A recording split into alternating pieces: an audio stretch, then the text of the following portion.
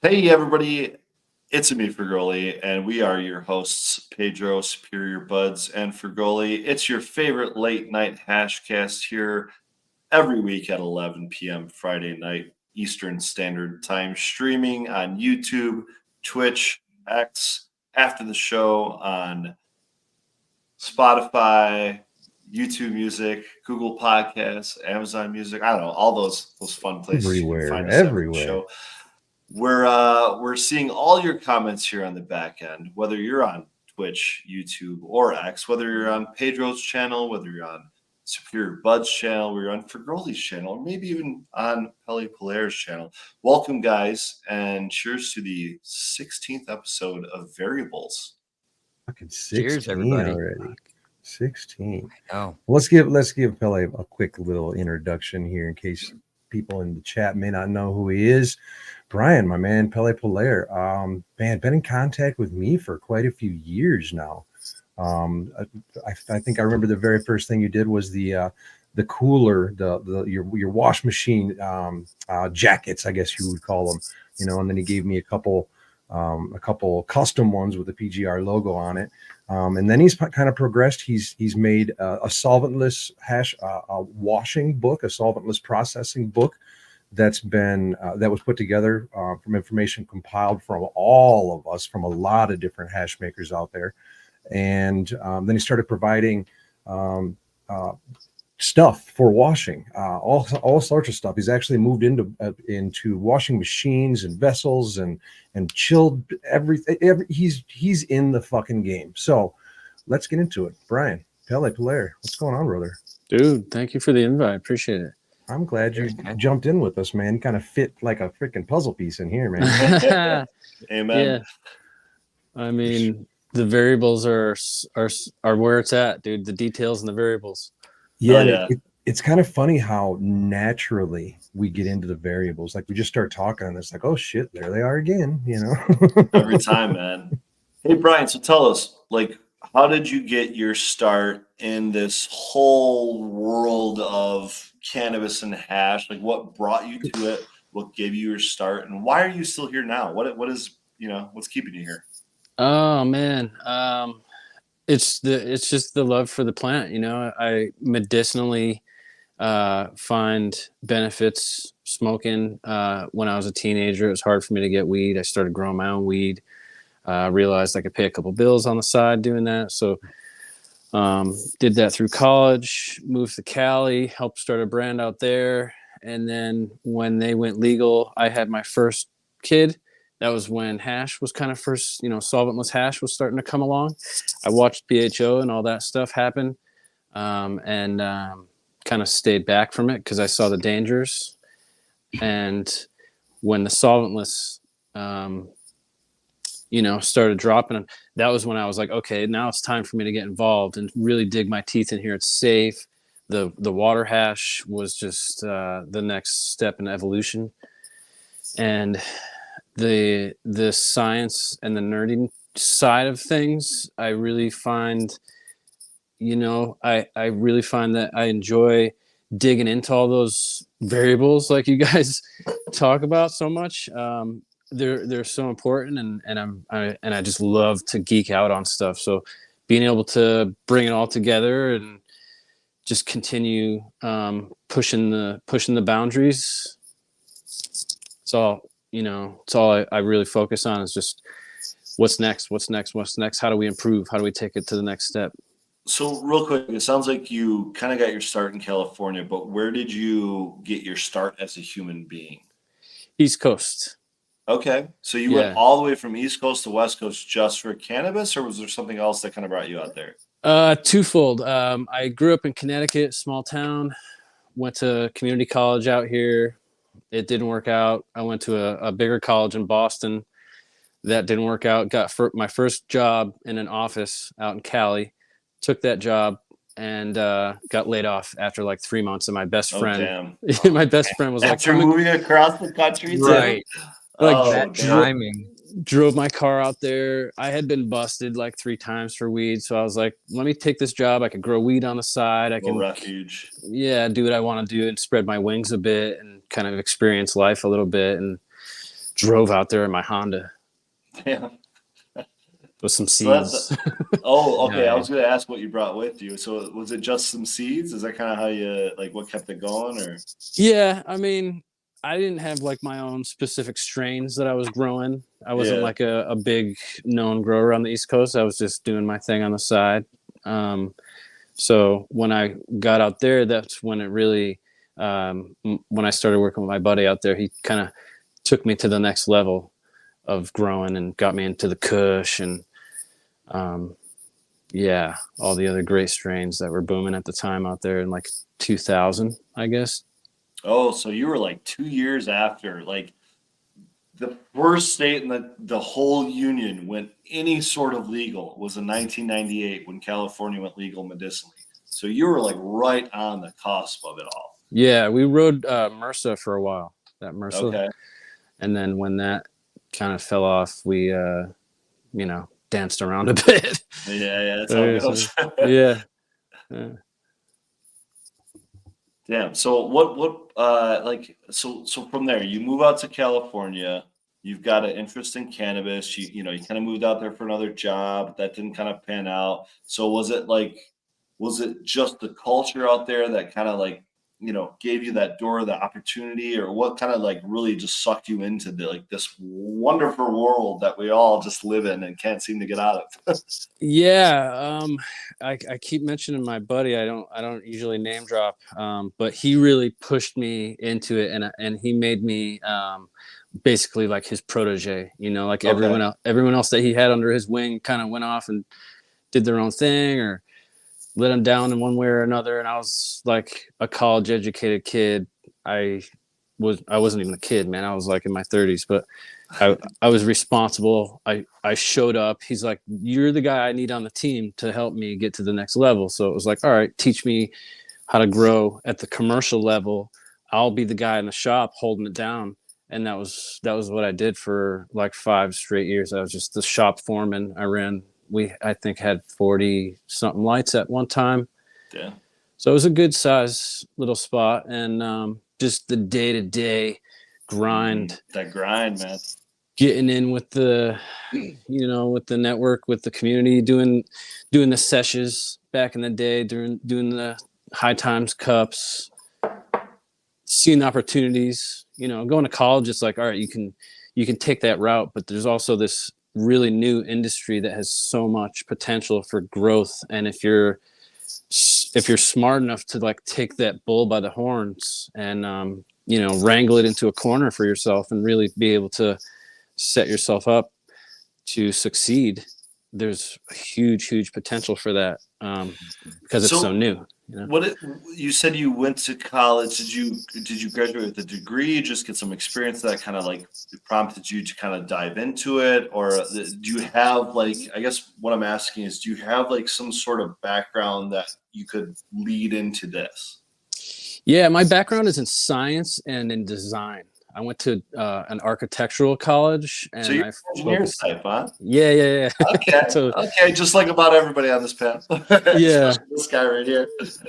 good. I mean, I'm more of the designer and the imaginator guy, and I need those engineers like you guys to like Okay, take it to that next level. I'll I draw a gotcha. picture and be like, "This is what I want, and I want it to do this." You make it work. Yeah, come on, yeah. I'm That's like, funny because I went to college for putting it on paper. I'm a draftsman. man, shit, dude. there you go. Oh Yeah. man, that'd be a powerful group right there. Yeah, no shit. No shit. All right, so we've got the nerd down here, we've got the engineer down here, we've got the artist, if you will, over here actually drafting it. Wait, I thought you were the artist. I don't know where he's at. I'm not the artist. I'm just drafting it. He's the fucking artist. I'm just putting it on paper. I can't Fair even enough, draw right. that well. Good I just have, translation. it's up here, and I'm like, It's the guys. You've got napkin sketch Exactly. Yeah, exactly. going. And then they got official fucking plans. Yep. And then you've got Plans, the then it guy comes to actually me. making it happen. Yeah, and then you got the guy who me I that's just refer gonna sell to. it. You got the guy who I refer to and ask questions to right over here. And I get all the calls. Hey, man, this doesn't fucking do shit. Right. We made what So- you wanted, but it sucks. So what made you jump from flour to concentrates? That was I blame that on my son. It's all his fault. I couldn't I couldn't be the shop guy anymore because my son was there. So I kind of had to step back, and right at the same time, it was weird how it all happened. Like I was trying to have a kid, and all the stress I think was like preventing that from naturally happening. So as soon as that shop kind of closed, and I was staying home more, I wasn't going into the stressful environment anymore. My wife got pregnant like that, and then they were like, yeah, and then we can extrapolate all kinds of things from that. Yeah, and it was like, do you want to come and work and be the shop guy still? And I was like, I can't, and I just stepped back. I had a couple plants at home, and like I said, that was when we started just putting some weed in the water. And I think some of the first videos I watched of people doing that was of Pedro, and I'm reaching out to him like, is this okay to do? It's that first time. I think we've talked about this a couple of times. The first time, back when we were growing weed, growing herb, growing cannabis back in the day, man, that was what you had. I mean, you could go to your dude and grab it, but my God, I know back in the day, man, when I was trying to get a good bag of beasters, even it was fucking $50 for an eighth, Yeah. So man, I'm gonna start growing my shit. Yeah. And then you got your crop, right? You're all happy, you got your harvest, and now dump it in a fucking big old bucket of water and then beat the shit out of it. And then, I'm hoping this is going to fucking work. I see you out there, Bubble Man. I hope this is going to fucking work. Yeah, I see you guys. Yeah. And at the time, like BHO was going strong. So no one was trying to give up material. All the growers were still homies, but they were like, I'm not giving you my shit, man. I'm going to go and blast it and make money. Yep. There's some trim. Fuck with the trim. I know, right? It wasn't that the most ridiculous thing. I mean, I guess you got to get it going. You got to prove that you can do something, right? I'll tell you what. On that note, I've pulled some great fucking rosin and concentrates out of some fucking trim. But you gotta know what you're doing. Yeah, and that's like where I started my hashing career, was making trim rosin. I did that for like 2 years. Well, let me ask you guys both, maybe all three of you then. With BHO, I'm the BHO guy, Brian, just in case you didn't know. No hard feelings. No, of course. I mean, if you did, I'd just kick you off. No, I'm just kidding. there's buttons for that. There's buttons for that, Pedro says. No, and I love my craft, and I respect both for sure. And I think there's a reason to do either or. Yes. Whether it be craft or commercially, there's certainly reasons for both. But when it comes to trim, that's something I never thought I would, or expect to be sent to a hash maker, a bubble hash maker, right? We'll get to the hash definitions shortly, but oh my God, here we go again. So what? My I guess my question is like, is it fire in, fire out, or like what Pedro's kind of leaning into? Is it a certain level of skill that actually can take, like, what is basically, I don't know, what I think most of us would consider probably a food grade product, which is trim, and turn it into like a quality dabbable hash product? Like, what does the process look like for that? And is it really worth your time? Who do you want to start? I want Brian. That's what I was thinking too. That's what I was thinking. I kind of want him to start too. I was pointing right at you, saying Pedro. It's fire in, fire out, and it's also knowing how to hone your craft. Trim is that thing that can be fucked up pretty easily if you don't. Yeah, the variables, and it is fire in, fire out. Like, I can't take some old bag of trim and turn it into magically, sprinkle some fairy dust on there and make it fire. That's not how it works. There's no. You can turn it into rosin. Yeah. I don't know if I would want to dab it if it was old. You can turn it into rosin. But you could go and, and that's where, like you said, BHO has its place. Now I can go and clean it up and make that into like a viable product that someone might want to actually. I'm not a proponent of CRC, but yes, we can polish goods now. Or, like some other product that you can use that material for. Yeah. It would be useful. Yeah. Yeah. You don't want to put lipstick on the pig, just kind of. You know, if you I mean, make I bake, don't. There might be people out there that do, but I'm Yeah, not. I'm that, sure there's I'm not that guy. fucking. I'm sure there's those people. There's a group out there for everything. yeah, I mean, you'd be better off making bacon and pork chops and Amen, dude. appropriate sellable products. Amen. Yeah, there you go. Go That for looks Is like it. an that appropriately sellable product. A is that little. That's a trim? little garlic punch left over. It's not trim rosin. No, fuck no. Oh, I thought you were busting out. No, Jesus, creaminy. Just showing I us didn't. how. I didn't know I was insinuating that. No. On that note, I mean, I'll go there with that. Yes, fire in, fire out. If you want fire out, you can absolutely take an old bag of anything. Well, not anything, but cannabis generally, as long as it contains trikes, and you can turn it into hash and you can turn it into rosin. Again, we're talking about polishing a turd, and what level of the turd it is before we start polishing it. But if it's good trim, when I say good trim, I mean from a good plant, from a healthy plant, from a mature plant, from generally a plant that gives a lot of hash. So if we get good sugar leaf trim, and I'm not talking about the big fan fucking leaves, because that you're just not going to get anything viable from that. Let's put it that way. Yeah, and then if you know what you're doing with the variables of washing, yeah, you can turn some fire trim into some pretty goddamn good rosin. So Yeah, what do those steps look like? Because for me personally, on a BHO level, I mean, my process doesn't change. It doesn't matter if it's trim. It doesn't matter if it's fresh frozen, the top grade A, just nothing but tops, right? It doesn't matter. It's all the same to me. It's literally fire in, fire out. So one of the steps, though, that I take in my process, regardless of what the material is keeping things super, super, super cold. And that tends to leave things like terpenes or like fats, lipids, chlorophyll, and other things behind that tend to darken up the color.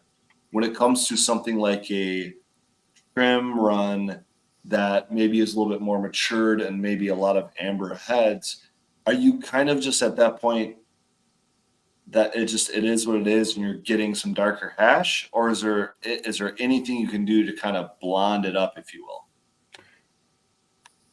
no blonding. Yeah. No, there's generally no CRC tech. The only Properly cleaned before you press it. Yeah, the only color changing you're gonna, and I gotta take this dab before too long before it just falls off my fucking dab tool. It reminds me though. I keep turning it over here because it's so fucking sloppy, Well, do your dab. dripping like water. I got a story about you from a few years back where you had a bag that you were given that had been outside and you were told to wash it. Oh man. And you washed it and you freeze dried it and it produced, but it was like you said, it was what was it like? Terpenes were basically gone. Yeah, absolutely. Probably But- tastes like dry hay. Yeah.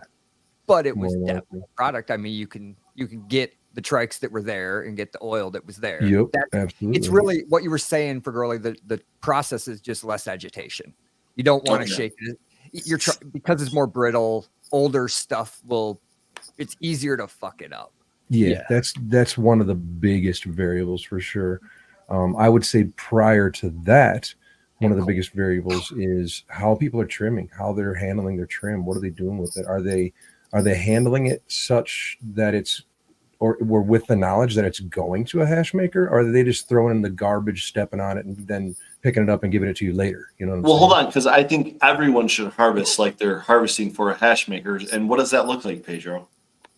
I mean, gently harvesting gently, and making sure that your trim material that you're going to be using is going into, preferably for me, going into a garbage or a plastic bag of some sort.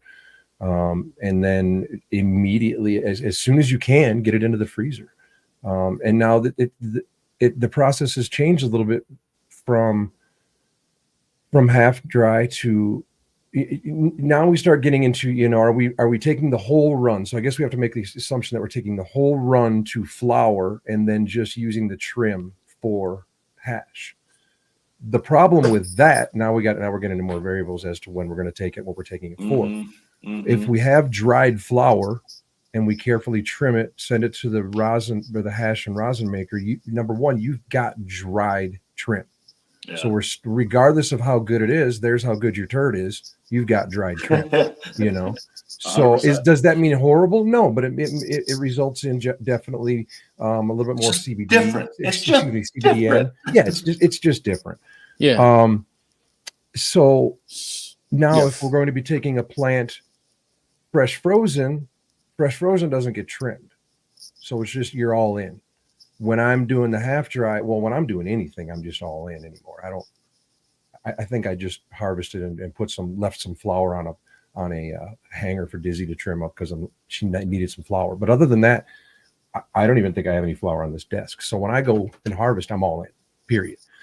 So the processes, I mean, they are a little bit different depending on what we're doing, you know. And I guess the only time we really are trimming is when we're taking our flour to flour and then just making hash and rosin out of the rest of it. Same, because I've got to ask, for those of you on this panel and in chat and that are watching this later, throw it in the comments below.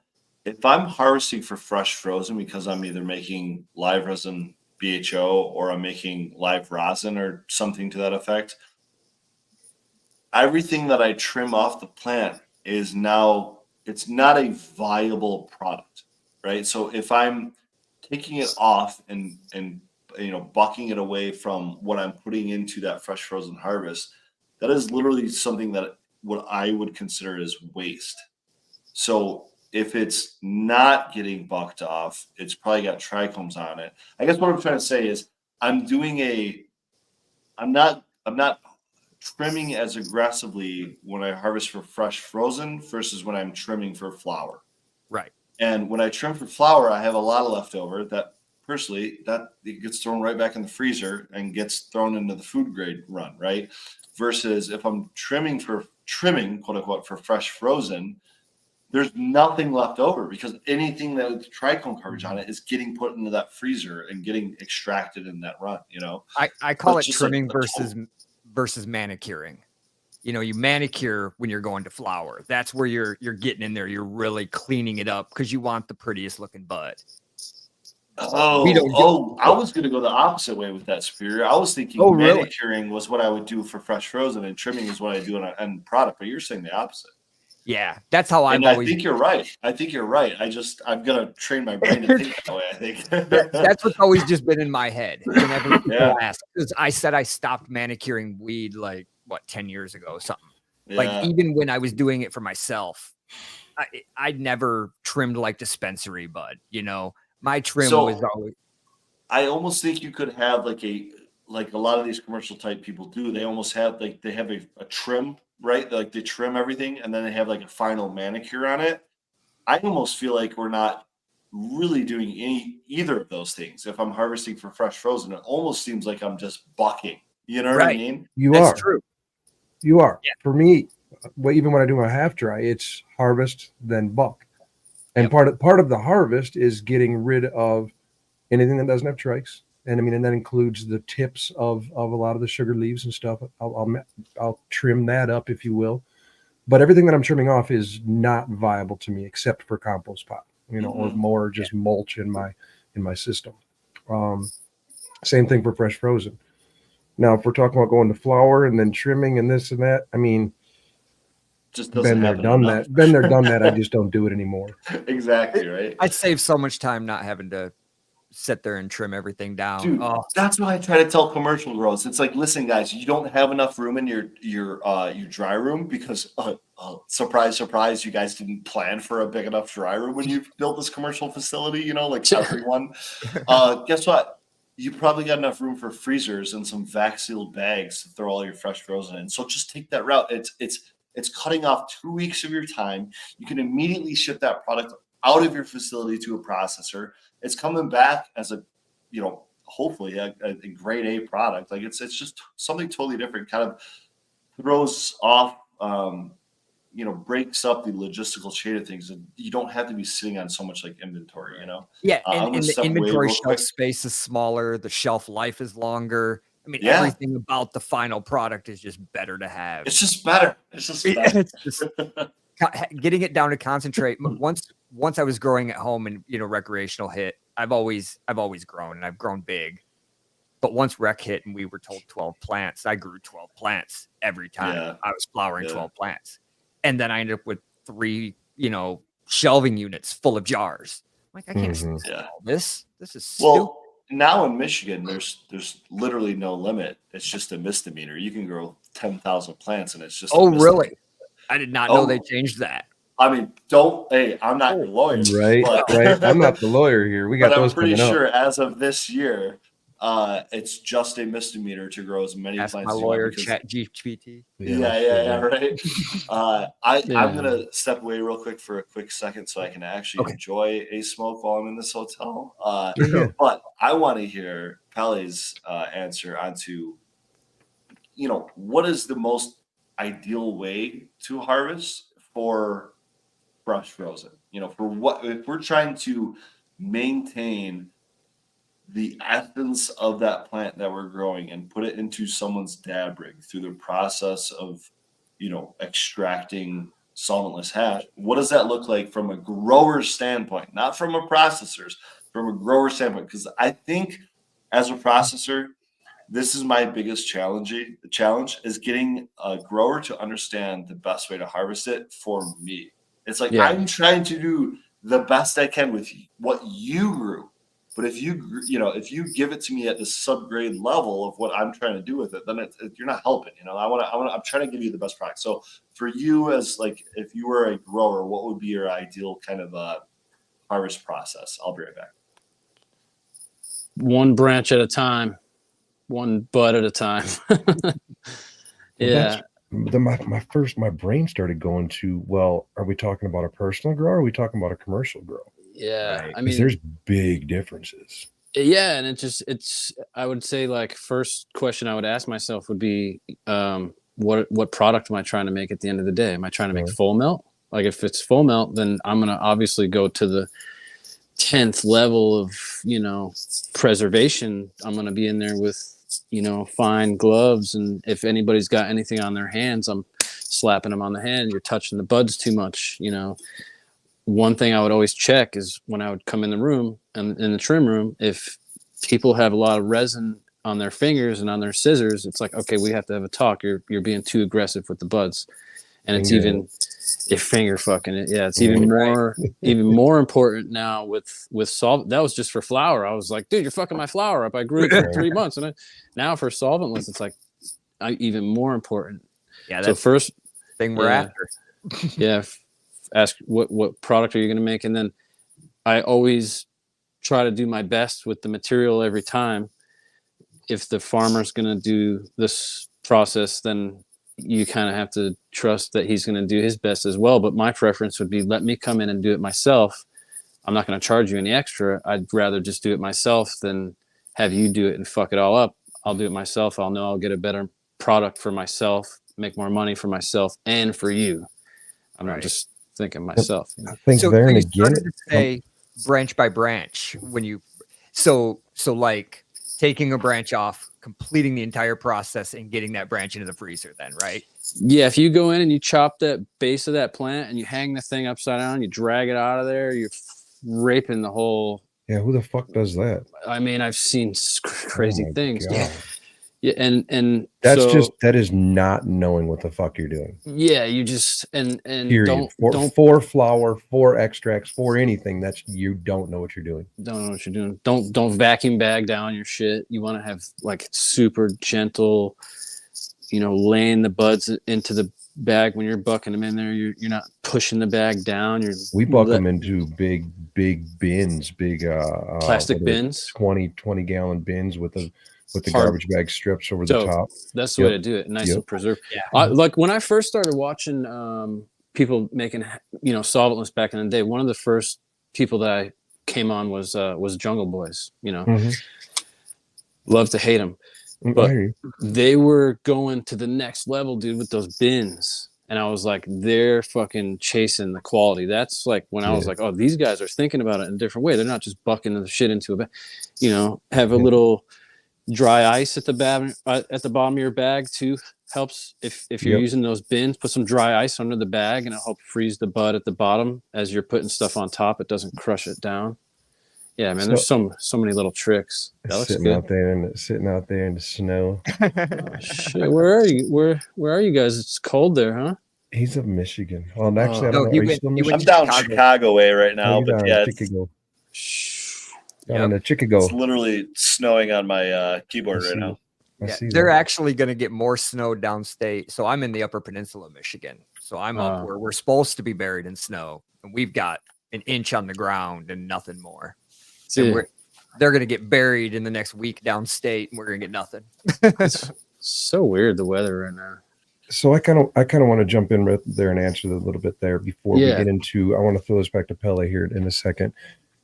The big variable between my brain, because I've done both, is the commercial versus the personal aspect. And from a grower's standpoint, growing, there should be absolutely no fucking difference whatsoever. The only variable at the end there would be when you harvest, but through the growing process, there should be absolutely no fucking difference whatsoever. Yeah. When it comes to the harvesting, generally, on a personal level, I'm going to do it with myself or a couple buddies, so it's very easy to keep an eye on everything and just kind of control everything. On a commercial level, you kind of got to go in, and unfortunately, you got to start making some concessions, because when you start talking about taking down hundreds upon hundreds of fucking plants, 500,000 grams in a fucking harvest, One branch at a time. and you got to take it one branch at a time. So, and then if we throw in a half dry, fucking, that just, oh my God, blows the whole thing up. But you got to go in and you got to make some concessions, because they're not going to stand there and cut every bud off the fucking branch. It doesn't make dollars. It doesn't make sense, No. So unfortunately, they do as the best they can with the bins and everything. Like, we've went through that. But one of the biggest things that I don't like in the bucking process is the automatic bucker. Yeah. Where they feed a branch into the machine and it just pops them off, That's because like you're talking about with the hands, with the fingers, with the scissors and everything, you want to be as gentle as possible. You don't want to be just trying to pop those fuckers off, When I saw that the very first time, it hurt me. Oh, dude. But I understand it's just the cost of doing business. Yeah. So the thing that I love about what you're saying is that in solventless, the guys that do that are going to have different products than the guys that do one bud at a time. And there's always going to be a room for the guys that do the high quality. And there's always going to be that space for the, it's Bud Light and it's fucking Samuel Adams. It's like, there's always going to be that. And there's no like faking the funk. There's no like hiding it and then going, I'm going to CRC it and tell them it was fire in, fire out. But I just did a little bit of CRC. Come on, man, just be honest. And that's where like solventless is really just, you can't lay it on the line. Yeah, you can't bullshit us. It's like the proof is in the pudding. Yeah, there's a lot of science and there's a lot of artistry. And I think this all ties in my next. To do it just right.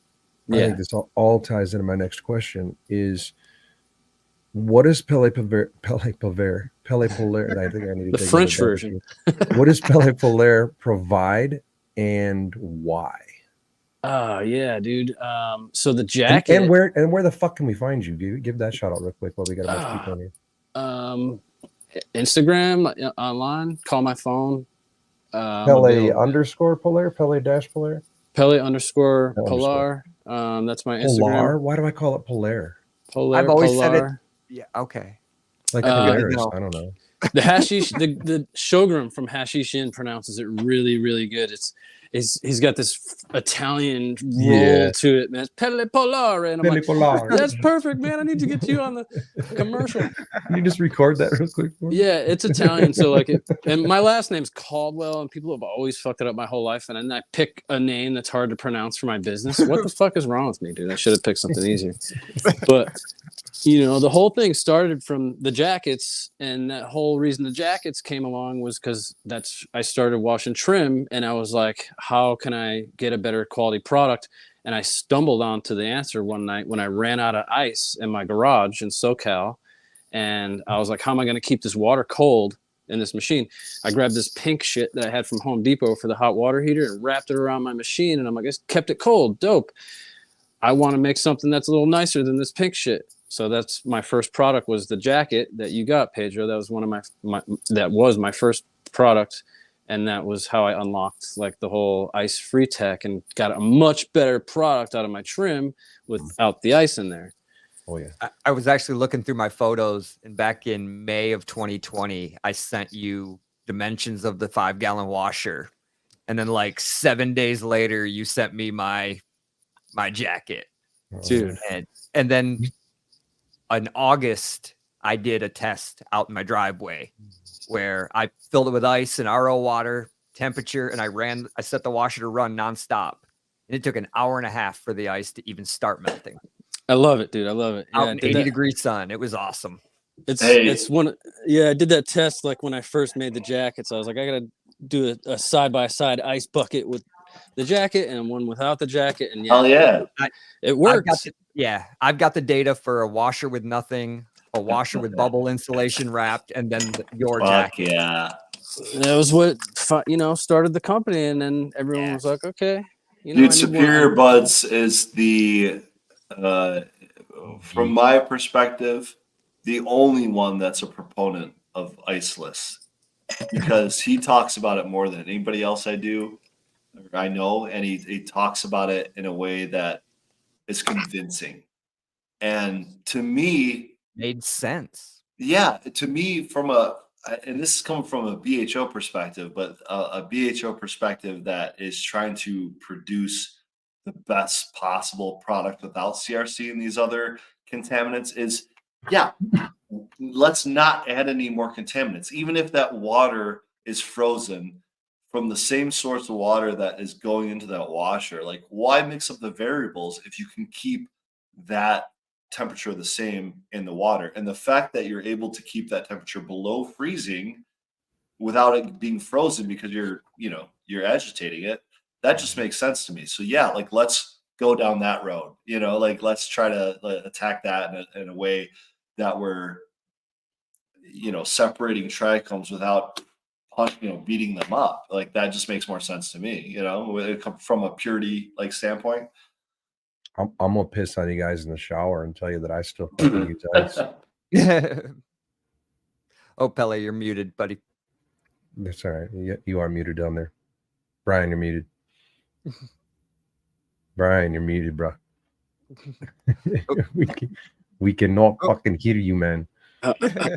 There he is. It was always a battle with guys that were using ice. It was like, I get it where you guys are. I was a student of the same education, or however you want to say it. I don't know the right acronym to put on there or whatever, but I thought I needed the ice too until I didn't have it, and I got a good yield, and I was like, okay, and the quality is even better. So the ice just isn't knocking off the heads. The cold water is keeping it cold. And then you break down the science like you guys are doing, and it just makes sense. Like why am I fighting me was Frenchie saying we're not using the ice for the shearing factor. We're using the vortex of the water.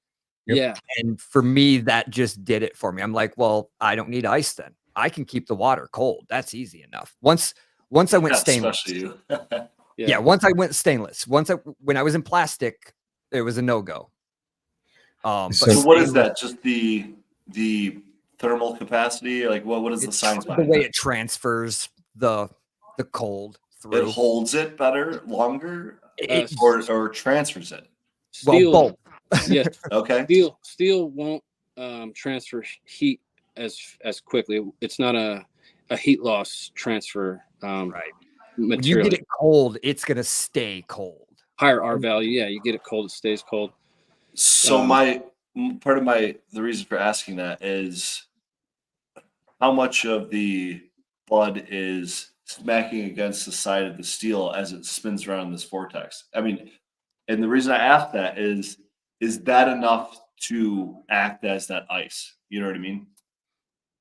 You don't need the vortex either. Right. You just need a little bit of just the agitation. Just soft like motion. Yeah, it's like your neck is fucking. Just imagine your neck is fragile and someone just comes by and elbows you gently in your body. Your head's gonna bust off, And that's all right. I've got a question for all of you solventless guys, all three of you guys on this channel. With a show of your shoulders, how much agitation do you need? Oh, Man. Variables. yeah. No, I mean, show me with your shoulders. How much it's what agitation? Oh. wash are we on? You want the little Is it wiggles? like this? You Is on it the like first Like wash? this? No, You know what I'm I saying? would like this. Or is it Are you like on the? We're, Are you we're on not the starting a first wash washing or the machine last over wash? here. Man, you're starting to make my nipples hard. Stop I feel like I removing. should be throwing dollars over here. Now, no shit, right? No I mean, shit. I'll take them.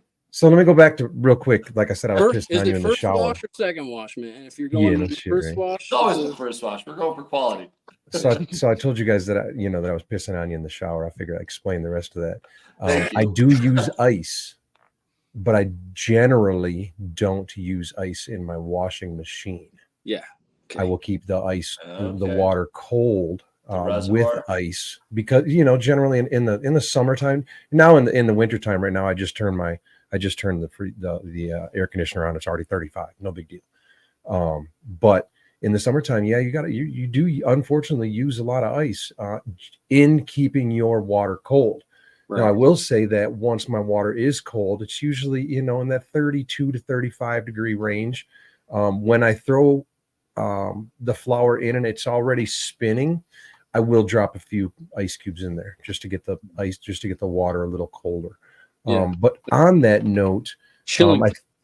and I think this is where the perfect little turnover is to the piece that you sent me, Brian, when we're talking about the 5-gallon washers. Because the 5-gallon washers, the only real way that you can manipulate the agitation is to fill it up more with water or less, or the or ice. more Used, flour.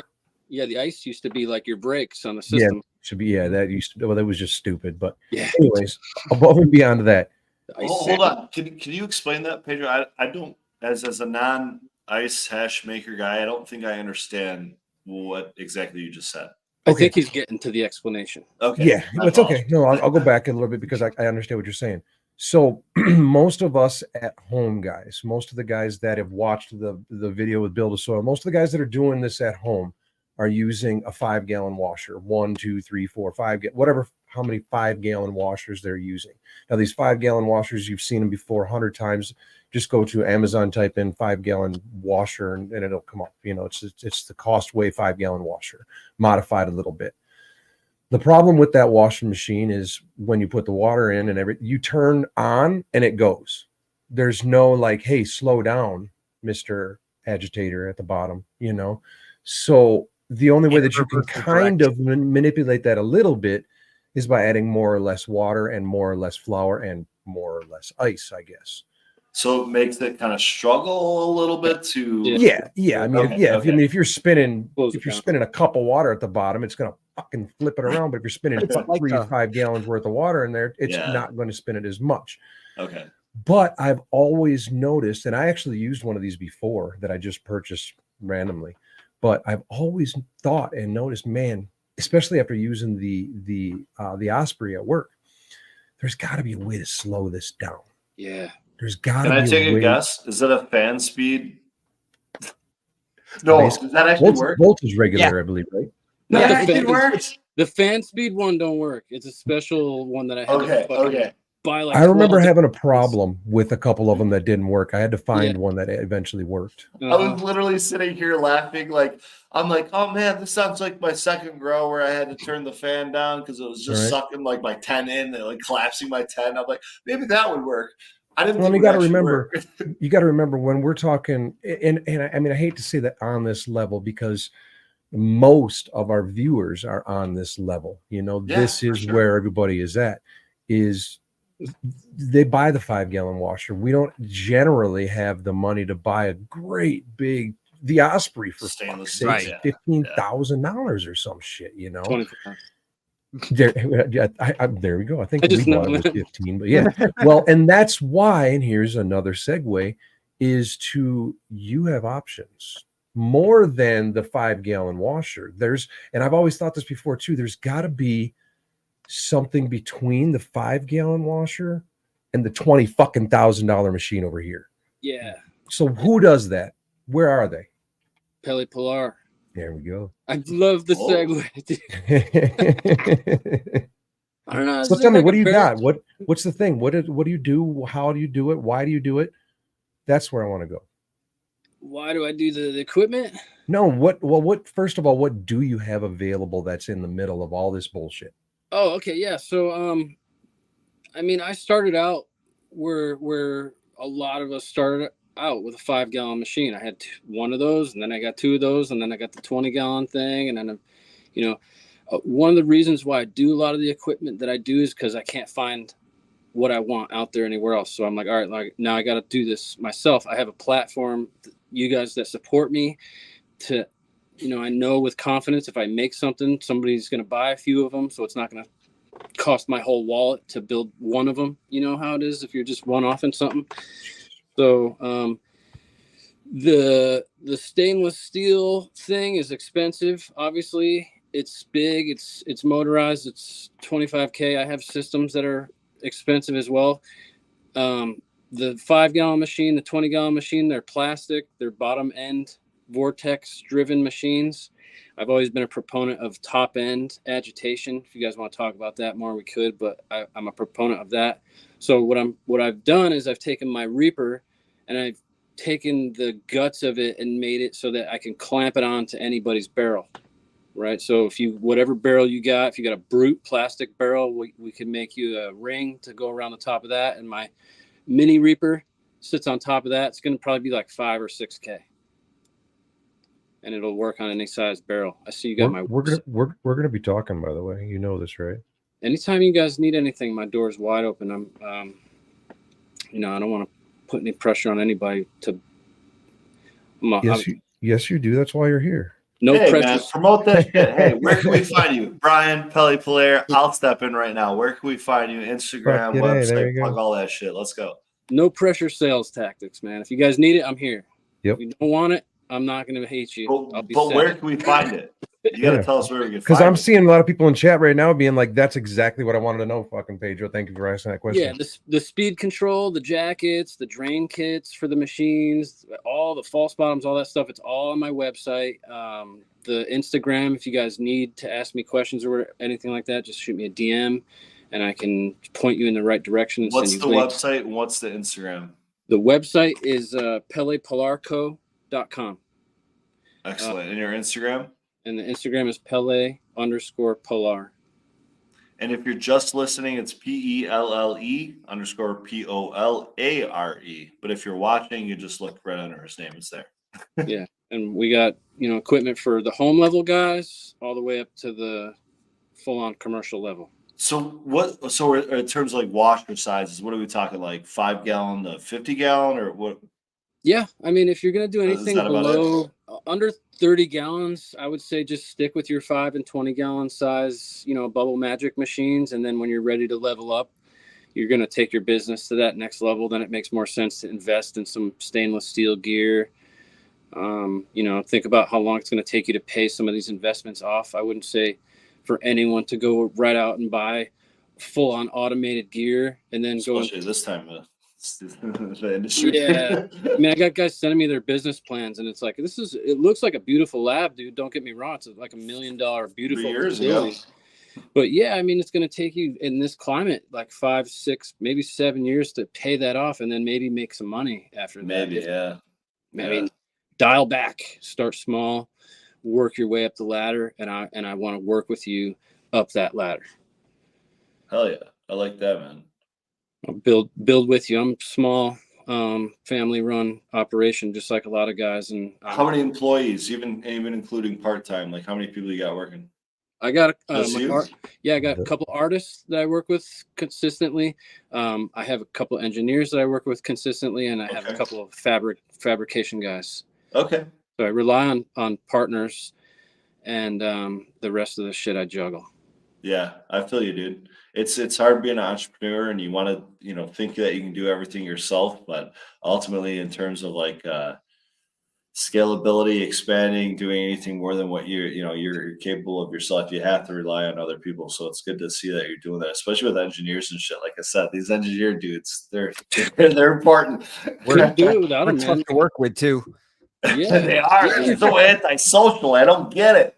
It's the ones that like smoke weed and don't mind getting paid a few bills on some hash. Those are the ones I need around me. Fuck yeah, Dude, I man. feel you Fuck there. They're this all like, guy, no, then. it's 15,000 K for me to engineer that for you. And I'm like, whoa, dial it back, bro. I'm just a small time hash. Like I just make hash and I 15,000 minus how many grams? Yeah. Bro, time out. It's That right in the middle. Cobra milk, dude. Like that I Cobra milk, fucking it just if you just saw it about fell off my dab tool, but shit. Sorry for the interruption. it's all good, man. That's perfectly okay, man. It looked like a real good one. Yeah, it's a knockout. It's jealousy crossed with cereal milk. And I got the cut from my boy Spartan Grown here in Michigan. He's an ex-commercial grower, gone back to the caregiver side of things. Probably does 12 hours at minimum of podcasting a week. And one of those is MBGS, the Michigan Bros Grow Show, with me on Sunday nights, and then the late session Monday nights. And I was talking to him one night, and I'm just like, hey, man, I love the Fruity Pebbles flavor, like the cereal, like just anything like that. Fake Yeah. fruit. Yeah. And he's like, actually, I got a strain like that right now. You might like, and I don't even know if he had flowered it at that point. He just kind of like did the stem rub thing, And so he sent it my way, just literally handed it to me in a cup.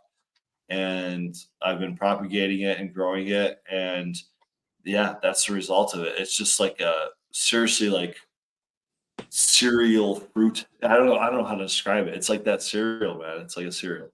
That's awesome, dude. Like having those special, unique terp profiles. That's how you stand out in the industry right now. Well, Pain in and the I was ass looking getting all of it out of the for jar, though. Good wet one, huh? Yeah, I feel like I got to go in with a piece of bread and like. Dude, yeah, you gotta find a dry rosin and soak up those terps. Yeah, no shit. That's a good idea. I got some. Ooh, that's happening, bro. honestly, Yeah, I mean that's the way to do it. It's Honestly, happening. like that's what it's there for. But yeah, that so. Oh wait, dude, I'm about to piss on everybody's milk because this is fucking not saltiness and this is saltiness. What are you doing? You're gonna fuck up the space-time continuum or something. The quantum That's like fucking fucking crossing it the up. streams, man. Dude, I got this centrifuge separated fucking terpenes that are like Oh, That's wild. Regroli already has it, too many like- terpenes in his shit, so mutagenic type shit. I dip the dry shit in here every now and then just to get some of these. Yeah. I was just looking Why at not? centrifuges the other day because I saw the separation tech. I was like, that's kind of yeah, you interesting. saw. Yeah, I got you. Cool. It's cool to fuck with. I mean, all the little Yeah. things, little artisanal kind of things you can do. You don't know Right, what's going man. to come of it. So it's like, it's neat to experiment. I may waste $500 buying it and playing with it a But couple dude, times, but $500. I mean, you make your money back off of what, like 7 to 10 runs? You know what I mean? And dude, if you You're- don't like it, at least you didn't spend it on a fucking Xbox game and you sat there staring at it for fucking 17 days. Producing absolutely nothing but revenue for someone else. Fortnite Yeah, skins, that. man. Some It's fucking Fortnite personal skins. anger right there, bro. Jesus Christ. I'm a video game addict. It's a problem. I've never I just- gotten into that much. I just set up my brand new gaming rig. It's Oh, nice. Jesus kind of a monster. Christ. Boy, Yeah. this is Kind of a this is monster. much. How many gigabytes fucking of RAM you monster. got over there? 128. Okay, he's doubling what I got. I But stopped thought I at had a rig. I stopped Wait, I at think I have a Wait, what DDR? What though? And I swear to God, whatever if you the say top of the 3, line I'm is right gonna now. boot you off. I quit at PS3, man. The addiction got too strong. I was like, I gotta put this damn thing down. Yeah, actually, I just booted up my PS3 for the first time in about 10 years the other day. It works good for Blu-rays. Yeah, that's the last reason I think I had it running was for Blu-rays. Yeah, But it's been that long since I've had a streaming service, I guess. I don't know. Find better hobbies. You know? Yeah, the centrifuge is fun to play with, and like you said, who knows what could come out of it. Yeah. Yeah. All right. Just Go ahead. Sorry. yeah. No, I also was gonna say, what was your other new tech? Because I know you've got a couple of other new things there beyond just washing and. Good call. Good call. Yeah, the centrifuge thing is something I've been playing with. The decarb device is kind of unlocking some doors. What do you mean? What A is that? What decarb does that device? mean? Yeah. What does that even Yeah. mean? Yeah. Exactly. What do you mean there? Piqued your interest. Well, talk to these people out here like they have no fucking idea what they're talking what you're talking about. I've never seen a decarb vessel before. What does that mean? Don't you just throw it in a jar and putting the lid on tight? Something and turning about the oven at 225? It's 250 255? degrees at like 525? 15 minutes, something, right? It's simple, right? So going to college, I learned how to make cool flyers like this. That Hell college yeah, dude. education's paying off like a motherfucker. But yeah, dude, I mean, decarbon is basically what we have to do with our rosin to be able to get it into a pen, so we could do our travel pens. And everyone puts their jars into a fucking It sucks for Growly. I know. Every time they do it to my rosin, I'm like, you fuckers. But yeah. And you know, I'm over here in my house. I'm making carts, a couple hundred at a time. The things in my kitchen, because I got to watch it. My kids are sleeping. I'm worried at night. I got to get up every few hours and reset the timer and all this shit. So I worked with this guy, Andrew, from Sample Automation. He's a real smart engineer. And I said, this is what I want. Can you build it for me? And he built this fucking dope ass thing. We went through prototyping for like a year. And basically, like, instead of putting my rosin into a toaster oven and watching bubbles, I'm using a computer, I'm using software, I'm using sensors to track the variables in that jar. And then I'm able to use that data to then make changes to the temperature. If I want to crash and do jams, I would make changes. So this isn't just an edible type decarb thing we're trying to do. No, because you have to do a partial decarb to do your jams and diamonds, and you have to do a full decarb to do your carts. So depending on the product that you want to make, the system has a use for both products, and it just really refines the process. So now I'm able to like do some COAs on material that I ran in a toaster oven and material that I ran in my reactor, and I can see a higher level of preservation of the material. And that's my goal all the time is how can I preserve a little bit more, a little bit more, a little bit more, a little bit better, a little bit better, a little bit better. And next thing you know, I'm up here on the ladder because I didn't cut all those other little corners all along the way. And instead I really pay attention to the variables and the details, the minute little differences. What are those variables that you're watching in that process? The bubbles were really the only variable that we're able to use as a visual indicator for doneness. What percentage of the decarb has taken place. Certain percentages you need to change that temperature, like I'm saying, to jams and diamonds. If I'm trying to do carts, I'm looking for visual cues like no more bubbles. And that could be really deceiving because a lot of guys think, oh, it's done, it's ready, there's no more bubbles. And then they go and make pens and the material will either harden in the pen and won't work, or it'll crash out in the pen and won't work. So if you don't get that decarb just right, then you have issues down the road. And that's what happens if you over decarb it, and what does that look like?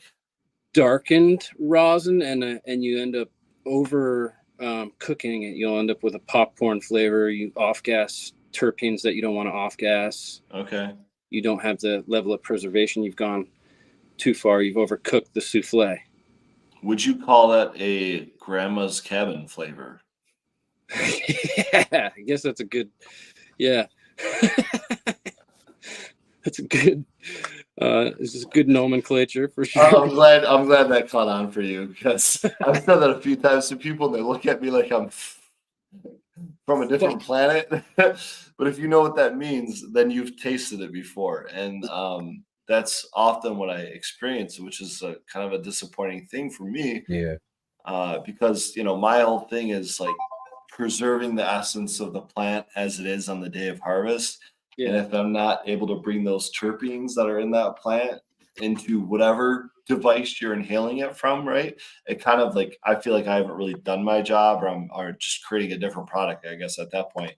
And that's what one of the things that irks me about the rosin process in terms of putting it into pens is the fact that you have to decarb it. And pisses me off too. yeah, it's kind of frustrating. You know what I mean? Like there's got to be a better way is all I'm thinking about it. Yeah. There's other ways to do it too. Like guys are doing mechanical separation and taking the terpenes and putting them aside, and then they're taking the THCA and decarbon just that, and then recombining. And I've actually found that if you do if you used our system, you'd get a better result than even doing that. But now the centrifuge tech maybe taking that up another level, because to do the mechanical separation you have to be on the plates for a certain amount of time on heat, so you're degrading those terpenes already. If I can use that centrifuge to separate the terpenes, you know, without the heat, with no heat, right, now I can take those perfectly preserved terpenes, take the THCA, decarb that, and then recombine it, and then step it up. That's where I thought the tech that I think it was Low Temp showed, by recapturing the terpenes that were lost or that were off gassed in the process of freeze drying, you know, and melting and then recollecting and then, you know, letting them settle and separate. And it was a very cool process. I know what you're talking about. You're talking about the freeze dryer. Yeah, the freeze dryer water, the freeze dryer. That's ice, another. you know? Yeah, that's another whole part of the process that if you can up that level of preservation, like we're talking about decarbing, and that's what this system is for. The freeze dryer. Oh yeah, it's a completely different system, but it's just separating those terpenes without heat, or with this. I know the freeze dryer has a little bit of heat, but you know what I mean. Yeah. So let's stay on the decarbing side of things for a moment, because agreed. When we talked with Bubble Man, he showed us a picture, and I've talked about it myself, how I essentially grew. I'm going to get this wrong. I always say it wrong. I think it's stalagmites. There's stalagmites and stalactites. There's the ones that grow from the top. I've grown diamonds from the top of my tight. I've grown stalactite THCA diamonds with terps dripping off them from the top of my vessel that I create sauce in. This vessel itself typically doesn't get over 75 degrees. At the same time, the solution itself is probably rocking at like 50 degrees because it's mostly solvent, and that butane, propane, a lot of those things are boiling off at 15, 20 degrees or so. So to keep it liquid, you have to keep it in that form. Basically, what he was saying is you're able to recollect. If you're not opening that vessel, you're recollecting all those off-gas terpenes, and they're going to recondensate and fall back into the solution. Do you agree? I see that happening with my system for sure. Doesn't mean it's not going to change them, though. Just like that's where I always think about it. I always think about it like an egg, right? An egg is sealed, and at one temperature it's this, and there's nothing that has done left the egg, but from fucking out of the chicken, from out of the boiling water, there's a whole big ass difference in taste and consistency and everything. Nothing's left the fucking egg. Human consumption, during the decarb process, like your molecule is literally breaking. Like the THCA is breaking off the A, and it's releasing the CO2 bond, and that CO2 releases as a gas. Right, so that's why you see like a 10% loss when you do the decarb. That's all the CO2 that was a solid, and then you cooked it and turned it into a gas, and it went bye-bye. So that chemical reaction happens, and then, like you're saying, like who knows what other chemical reactions are happening in there. Whenever you cook it or add heat, it definitely changes profiles, and I've noticed, like even doing the true cold cure, big difference in flavor from if you use some heat to force that cure.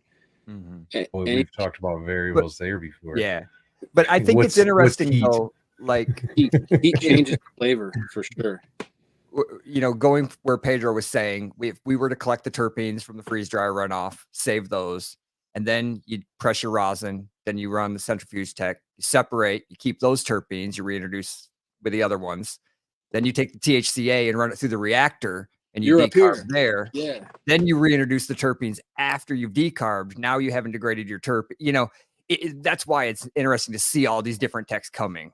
Yeah. Superior buds. That's literally what my thought process was for making an edible that tasted like the plant, because there was no way to do it without removing the terpenes completely before I decarb the THC. Because Yeah. or THCA, I should say, because if I didn't decarb the THCA without the terpenes removed, I would have just burned off the terpenes. Yeah, and right. whether or not I burned them off all it doesn't matter, because I would have been changing the flavor profile regardless by cooking even some of them. Yeah, And let's so not that's kind of say my cooking them off. Let's say changing them. Yeah, They're not, mutilating. they're not mutilating going the anywhere. terpenes. They're just changing big time. Certain strains are not good to decarb and don't translate well into a cooked product.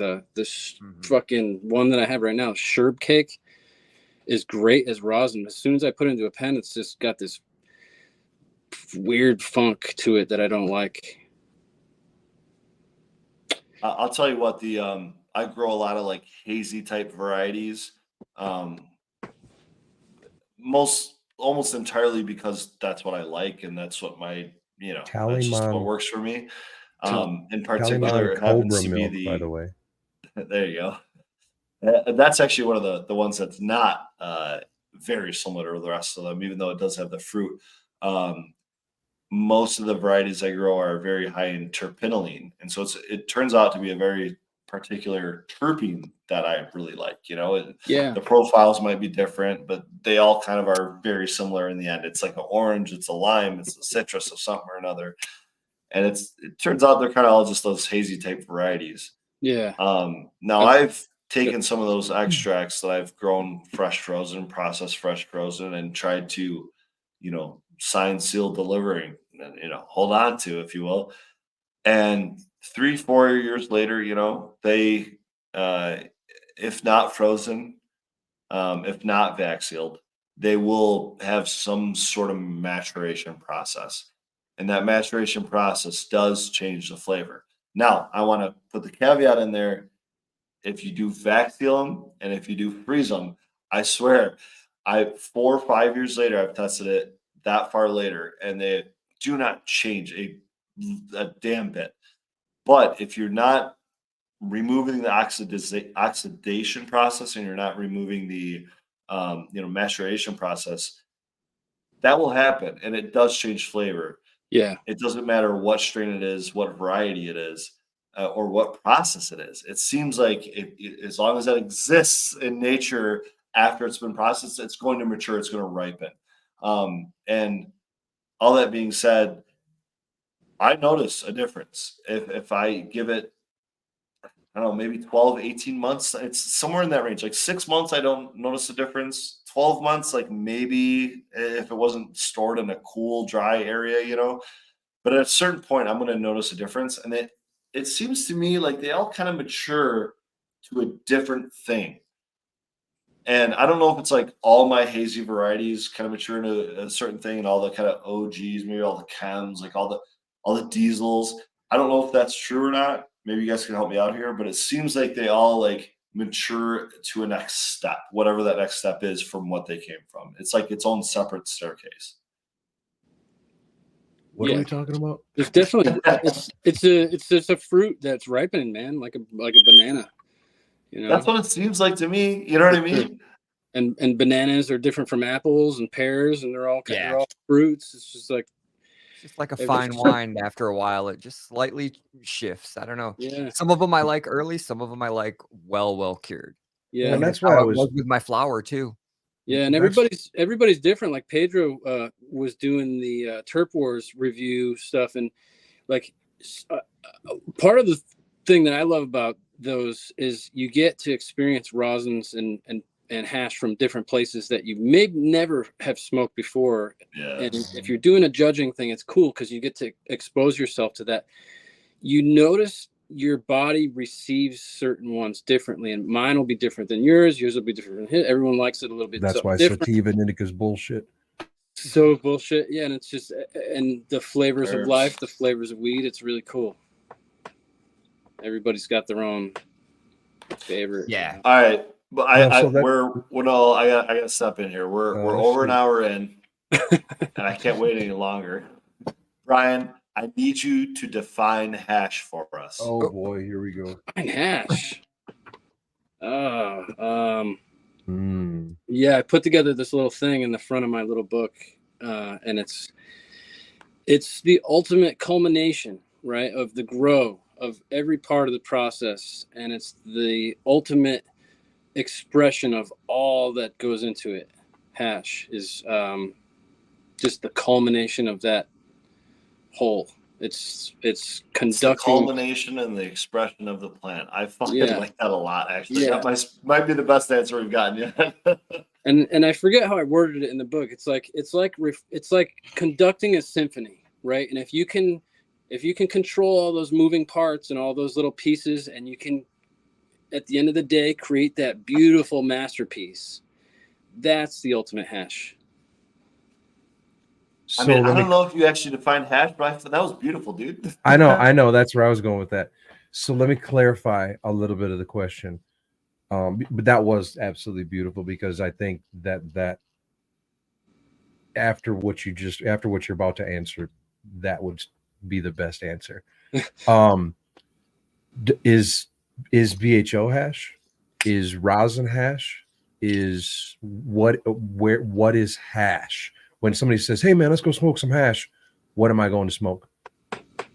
What are you going to, like? What is your definition of hash? Yeah, that's when it's a general term that all those products lie under, and if someone says to me, "Let's go smoke some hash," I start asking questions, because I know it could be any of those things. And it's like when anybody comes to me for anything, I immediately start asking questions. I want to. What is your definition? Yeah. Well, we want to know what When your I say- definition For me, When I what say, is- "Bro, let's go smoke some hash," what are you wanting to go smoke? If I invited you to go smoke some hash, There you go. what I would offer you would be the best solvent-free product that I could offer you. Product, but does it have to stop at? Does it go to rosin? Is rosin hash? Yeah, it's pressed. It's loose resin. Now Loose I mean, resin. I could take distillate, make it into an edible, and it's going to be solvent free. Loose resin is hash. Rosin is hash. BHO rosin distillate could be considered hash. But what I would offer you would be my solvent-free, organic, single source, small batch hash. Hash, not rosin. Not rosin. I would offer. Heads. It would be Okay. full melt. Yeah, full melt. Beautiful. Okay.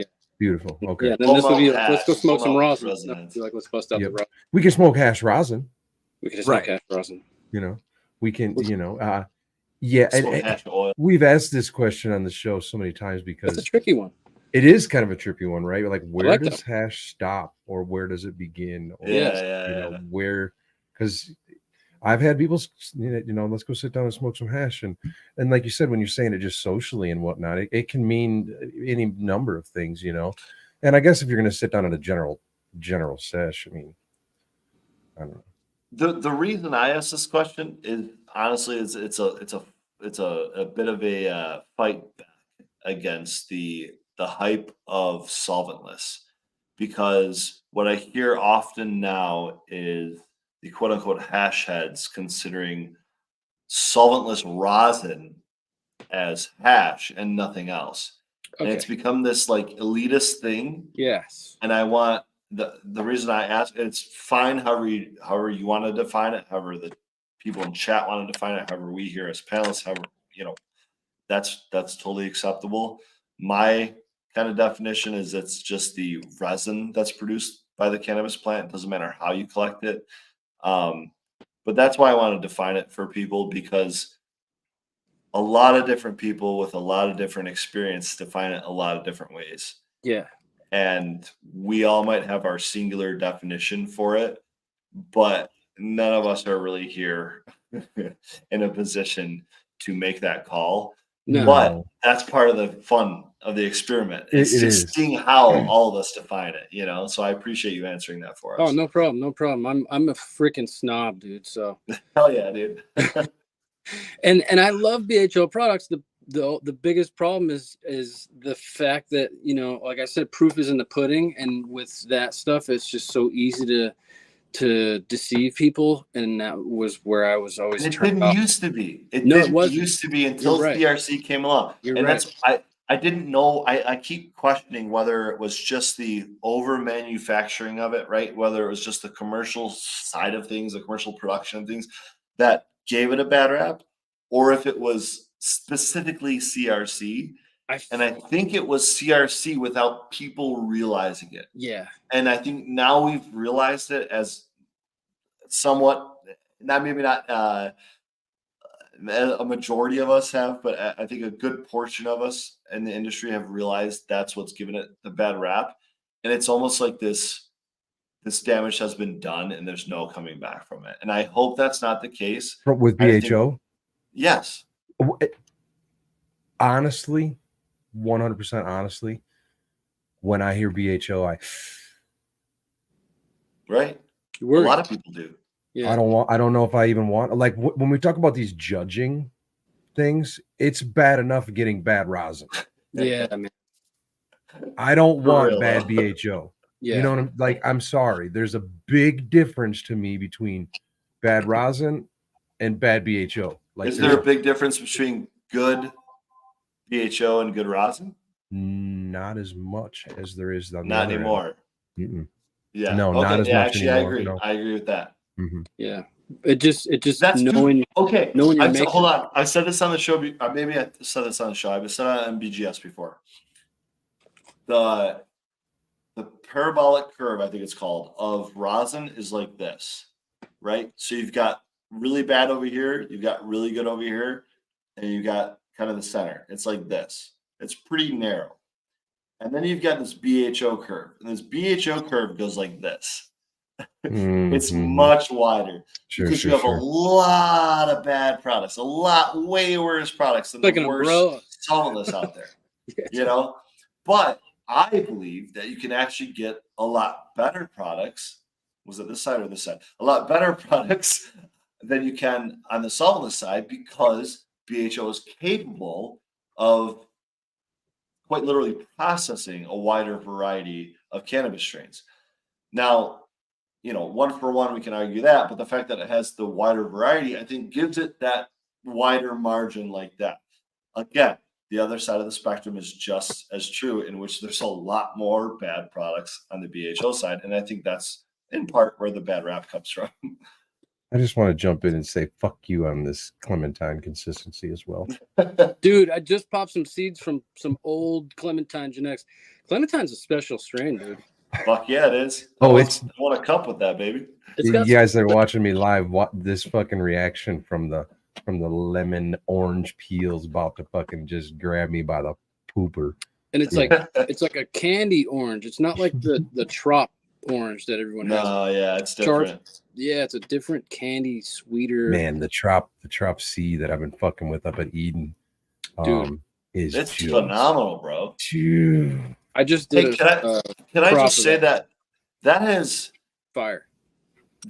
played a part, Pedro, in my mind shifting on solventless. Nice, good. I'm not kidding you. Like my whole attitude towards solventless in terms of like the flavors that were capable has shifted a notch in your direction That's awesome. because I haven't experienced that flavor like you were able to provide in that jar that I drove out to Colorado to pick up from you. You know, it was. I mean, honestly, man, props. I can't say it enough. It makes me want to drive back for more. You know, we can work on that. I want to work on that too. The Clementine washed well.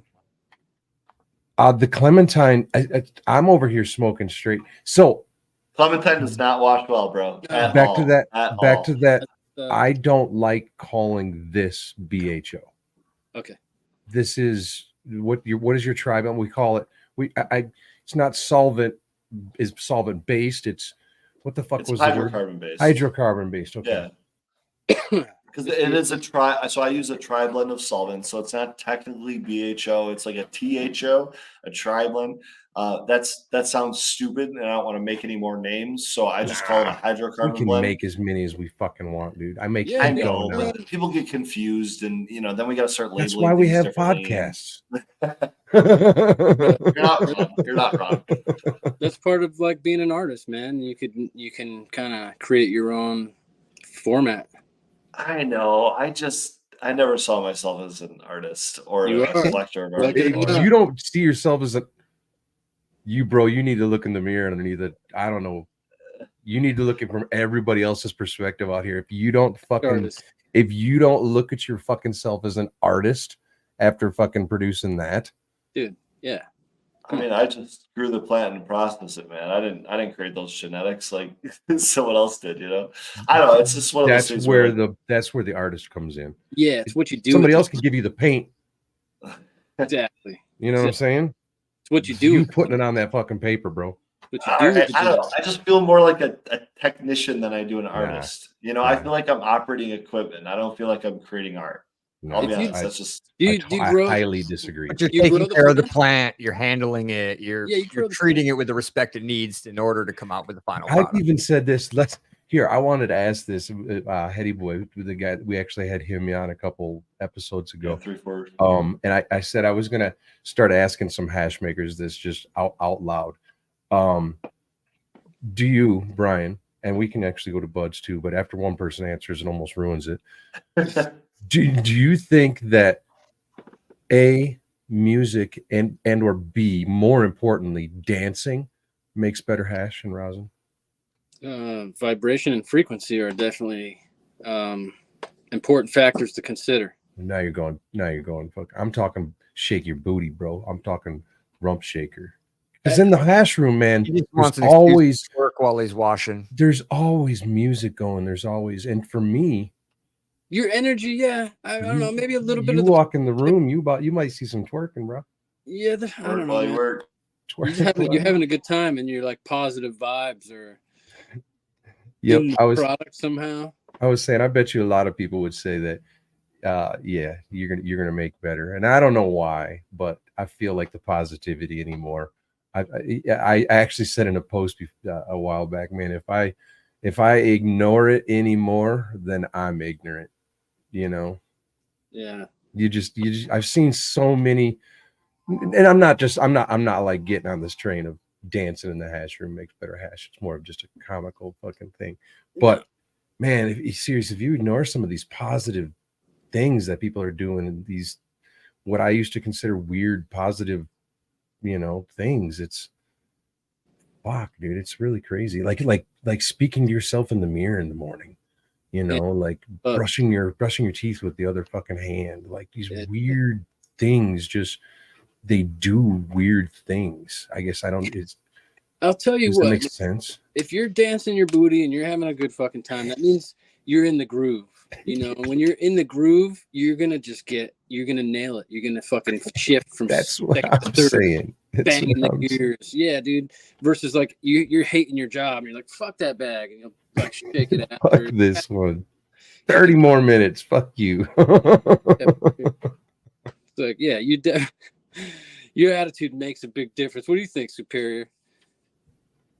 This guy's coughing his ass off. I know he's dying. Yep, I'm gonna I hit this just finished thing. dabbing. Hell No, it's mood always translates to what you're Yeah. doing, for sure. It doesn't matter what you do. I sit behind the computer half the day and got to be happy. So music helps. It makes the Chopping. day go. Yeah, you can just same when I'm in the hash room, standing there freaking stirring a pot for 10, 15 minutes at a time. Got to have something to keep your body warm. Yeah, dude, totally.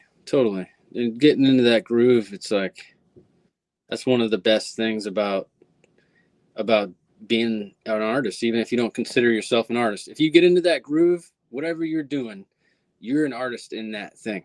Yeah. If you ever fucking find yourself in a groove, you're arting. Yeah, it's definitely probably my only creative outlet. I don't really do anything artsy, crafty, nothing like that. That's my wife's department, you know. Got you, man. I'm definitely the engineer side, but that's what I liked about what I'm doing and just logging data. Looking at what you were doing, a lot of it, and just kind of trying to scale it back, right? Gotcha. Like we were talking earlier about ice. Excuse me, I actually kickstart my system with ice, same way Pedro does. Yeah. I dump a whole shitload of RO ice right into the RO reservoir. Yeah, man. I pre-chill the stainless, get it ice cold. The first batch of water, get some ice in there, get it down, everything to temperature. Then the system will continue to run at temp. Yeah. But I don't have 24 hours to let that shit cool down because I didn't put, a 2-ton AC unit behind for my chiller. Yeah, dude. No, that's the chilling vessel tech. I did that for a long time until I was looking at the chillers and all that stuff that's on the market. I'm just always like, cleanliness is always a thing for me. And if you look at like RO is actually pretty corrosive, and yes, even on stainless steel, like it'll start having an effect over a long period of time. And with those chillers, the ones that you pump water through and it cycles through back into your tank, I never felt comfortable getting me one. neither. So Nope. So I'm running a glycol chiller. I've got a dual loop system. Hell yeah. Insulated trunk lines. There you go. Then, so it keeps my RO tank down to whatever I want it to, and then also the hash vessel. And I can independently turn them on or off. Yeah, same thing I have set up too. It's a bigger investment, but obviously, like it is. But it's super cool, dude. It is super cool, and it's also like, after all the years of busting fucking ice around and dealing with all this bullshit, like not having to deal with ice at all. Like you come in, the water's freezing cold. Exactly. The fucking machine, like everything's just like, let's get the flour out and let's just start washing. Yeah, we're just mixing. Like I'm not recirculating water yet. I'm still not recirculating my wash water. No, I don't either, and I never plan on it. I fresh every time. I've got a big RO system, 175 gallons. So if you find yourself, yeah, dude, some states like you have to be conscious of your water. Like California, we were always pretty conscious of the water. So if I was recycling, it would be on the last washes. Right. Yeah. I was just gonna say, on the first wash, absolutely not. Yeah. On subsequent washes, yeah, you can go ahead. Yeah. I live on the largest freshwater source in the U.S. So yeah, dude, you're sitting on a gold mine. Sitting on all the fresh water I ever. And it's even here at the base of the mountains here, we have really clean fresh water here. Good. Yeah. One of the seminars, someone we were talking about water, and this dude was like, I use my well water straight from the well, and it's like, it's fresh as shit. I'm like, bro, fucking no, dude, you gotta filter that shit. Like, I have badass well water, and I still run a full RODI system. Just because there's bacteria and shit that you don't want to be smoking that UV shit. blasting it. Yep. Yeah. Do your UV for sure. $60 for a UV filter. Like, what the fuck? Yeah, it makes sense, especially on well water. It's even with my RO, the way I was running it initially, I could tell the difference in the water after a winter melt, when the snow would melt. I live in a pine forest. It runs off acidic. My well water comes out super acidic after a melt. And the RO reflected that. It was, rough on the system. So flipping it back now with the RODI, and I'm at 0, and I come out, 7 pH. Every time, much easier to deal with. Yeah, totally. But even on that stainless, like you said, you got to be careful with it. Don't let it stick. Clean it up. Yeah, and the cleaner your water, the colder you can get it without it freezing on you too. Yeah, it's pretty wild. It's important for clean water. Excuse me. Sorry, I joined the conversation, but I just reset my brain. We're just talking about clean water, man. Oh, I know. I was clean water, clean hash. I actually wanted to do a test at some point. I want to put water from my well, from my RO, and then from my RODI on freeze dryer trays and just run the freeze dryer. see what ends up on the tray at the end. That's 'Cause interesting.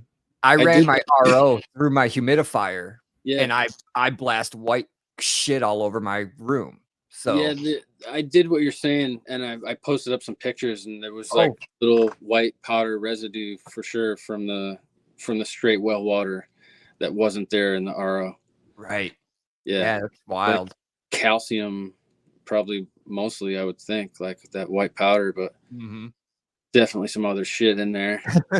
It's amazing what you can see when you just freeze dry it and see what's left. Yeah, You don't want that in your hash. No way, dude. No way. And you were talking about the terpenes that are left in the freeze dryer water earlier. Like if you just are able to control the machine a little bit better to not get the terpenes in the water in the first place, that's the better path to go down than trying to reclaim the terpenes out of the water. Totally. I feel like that's a little unclean for me, to be smoking some freeze dryer terpenes. That's Especially, I mean, I've smelled some of that water and it smells great, but I've also seen some specks of oil and crap that gets flushed through. yeah. Man, hearing this conversation really makes me think of the differences between a home grower and a commercial grower, because or processor. I guess processor more so in this case, because you're just trying to find workers. Because I don't wash the hash anymore for eating up there. I press the rosin pretty much, and just process the hash.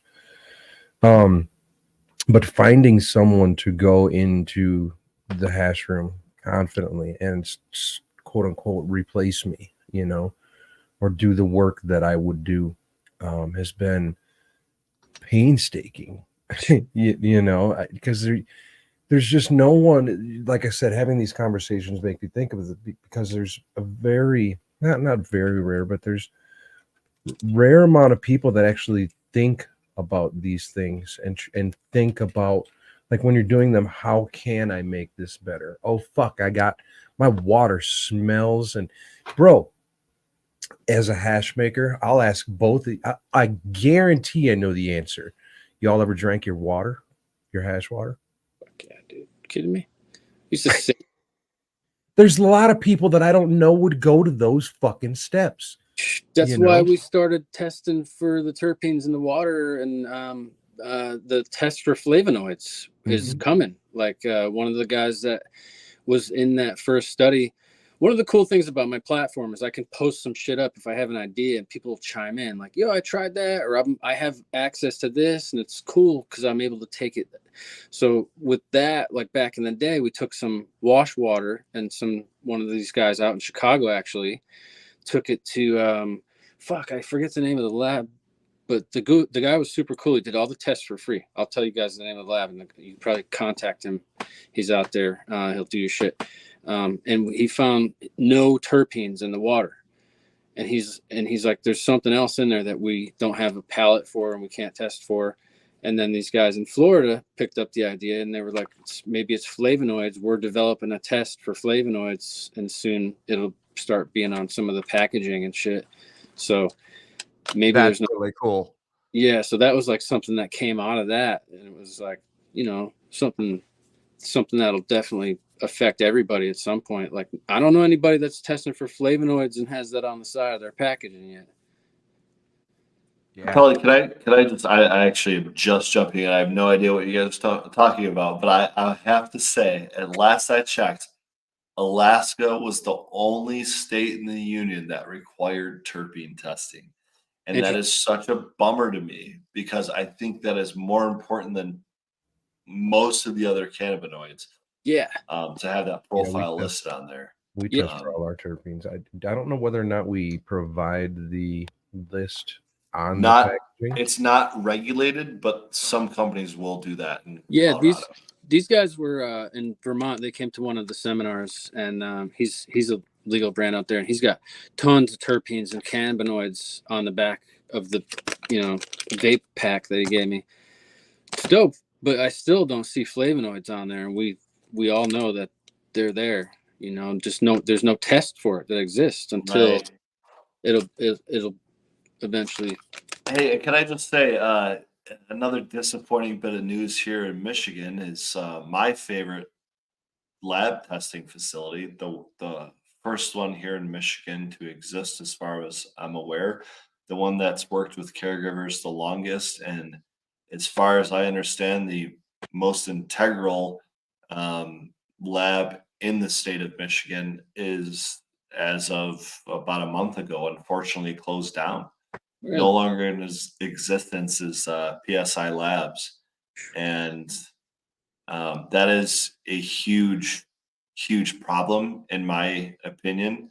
It goes to show a lot of issues, I guess, in the regulated market, and the fact that they can no longer exist is a massive, massive problem. So I don't know all the ins and outs of it, but to see, to see anybody closing their doors is a disappointment. But to see someone that you've worked with is an even bigger disappointment. And then to see someone that I think is really should be, at least in this state, a pillar in our industry I guess go down is really a bummer, man. And so I think we'll probably experience a little bit more of that here in the future, but man, it just sucks. It just sucks. So I want to share that with those of us out here in Michigan that are watching. That's fucking shitty, man. Try to stay alive today. It's tough, man. Yeah, like I honestly, I don't even know where to take my next lab test. To I don't know, like, because I'm not gonna name names, but one of the biggest like recalls in the history of the cannabis industry was in the state of Michigan because a lab testing facility failed to, I don't know, fill in the blank, man. Like there's, that might be an ongoing lawsuit. I have no idea at this point. I think it seems to be like just an open-ended question. You got to be on point and reliable if you're going to be a testing facility for sure. Yeah, man. I mean, that's the one. Ethics are missing, man. It's one of the biggest things in any business, is ethics. People go to school for ethics 101 and shit, and like I took it. I literally had to take business ethics 101 as part of my degree. Tell me if I'm wrong. The cannabis industry is missing it, like bigger than any other industry. If I could recommend one class to this industry, it's business ethics 101. It is just blowing my mind, the fact that it doesn't exist in 90% of this industry that I've come across. Like, where are you, man? There's just the level of disrespect and just slap in the face fuck youery that goes on, dude. Honestly, a big part of the problem is we come from this like kind of gray, black market, whatever type of, we're it's better there. Yeah, I mean, like you don't it's better have there. to have ethics there, and so if you want to step, you're the king of your own domain. Yeah, but the problem is having those people transition. What people expect is those people transition into this regulated industry, and it's not possible for a lot of reasons. Yeah. But some of the reason is the fact that they just don't belong, and that's kind of up to them. That's not like a regulation standpoint. That's like a moral question. Yeah, a lot of the old school, growers and like the whole scene was like it was illegal, and a lot of the guys that were growers were not like super ethical guys. Yeah. They did time. A lot of felons growing weed. I got busted 3 times for weed. People looked down on me like, oh, you've been arrested. It's like, well, what the fuck, man? It was just weed. Like, why is this a big deal? Right, especially now looking back, Yeah. No, when I stood on, get over that. It's better in the gray market. It's better in the black market. Sitting where I sit, I can say that for sure because I know my processes. I know where I turn left and where I turn right and where I don't cut corners. Well, man, when you start really getting into that's why a lot of these questions, I see both sides of it, man. When you start getting into the commercial industry, when you start scaling things up, especially on a big, I mean, I'm not talking just 100 plant count. I'm talking thousands of plant counts. it's not that the ethics go out the window. It's just that a lot of processes have to be changed and or and then to keep the same product, to keep the same quality at the end. It's hard. After changing all of the the SOPs that you have to scale up, man, it's a tough fucking dance. It's a really tough fucking dance. Here's my answer to that, right? Keep both. Like, yeah, you gotta do that to run on that side of the fence. You gotta cut those corners, obviously, right? And really, in this industry in cannabis, like you gotta be on the street too. So you gotta exist in both black and the legal. Somehow you gotta find a way, and you gotta just do that dance. I'm not just talking about being there though. I'm talking about like dancing. Like I'm talking about literally the SOPs that have to just think of harvesting. Like we were talking. That whole that's one product, and we grow over here for that stuff, and then over here, like we're doing our premium shit is over here. We come in with white fine gloves on. Over here, we're making our money and we're running our commercial facility. We sing and dance, and that's the corner that I'm talking about being cut right there. Yeah, you have to cut those corners. That's exactly what I'm talking about. But then, Pedro, in my mind, you got to have the premium product too, because you can't just bang out the booth. You got to also have the good shit, and then also do the trim run stuff, and then also make the temple balls, because all of those products can be made with so many different parts of the cured plant. Whether it's old trim or fresh fro, there's different things that you can make, and if you don't, that's where I feel like that's where you're gonna fall off. Like, you have to be able to catch all the fish. In the legal side, you can't just be like, we have to cut corners, we have to get this done, we have to do this, because that's only one product, that's only one customer. The other guys are looking for the good shit. So in my mind, the way to succeed in the legal facility would be to have all those product to catch. Diversification.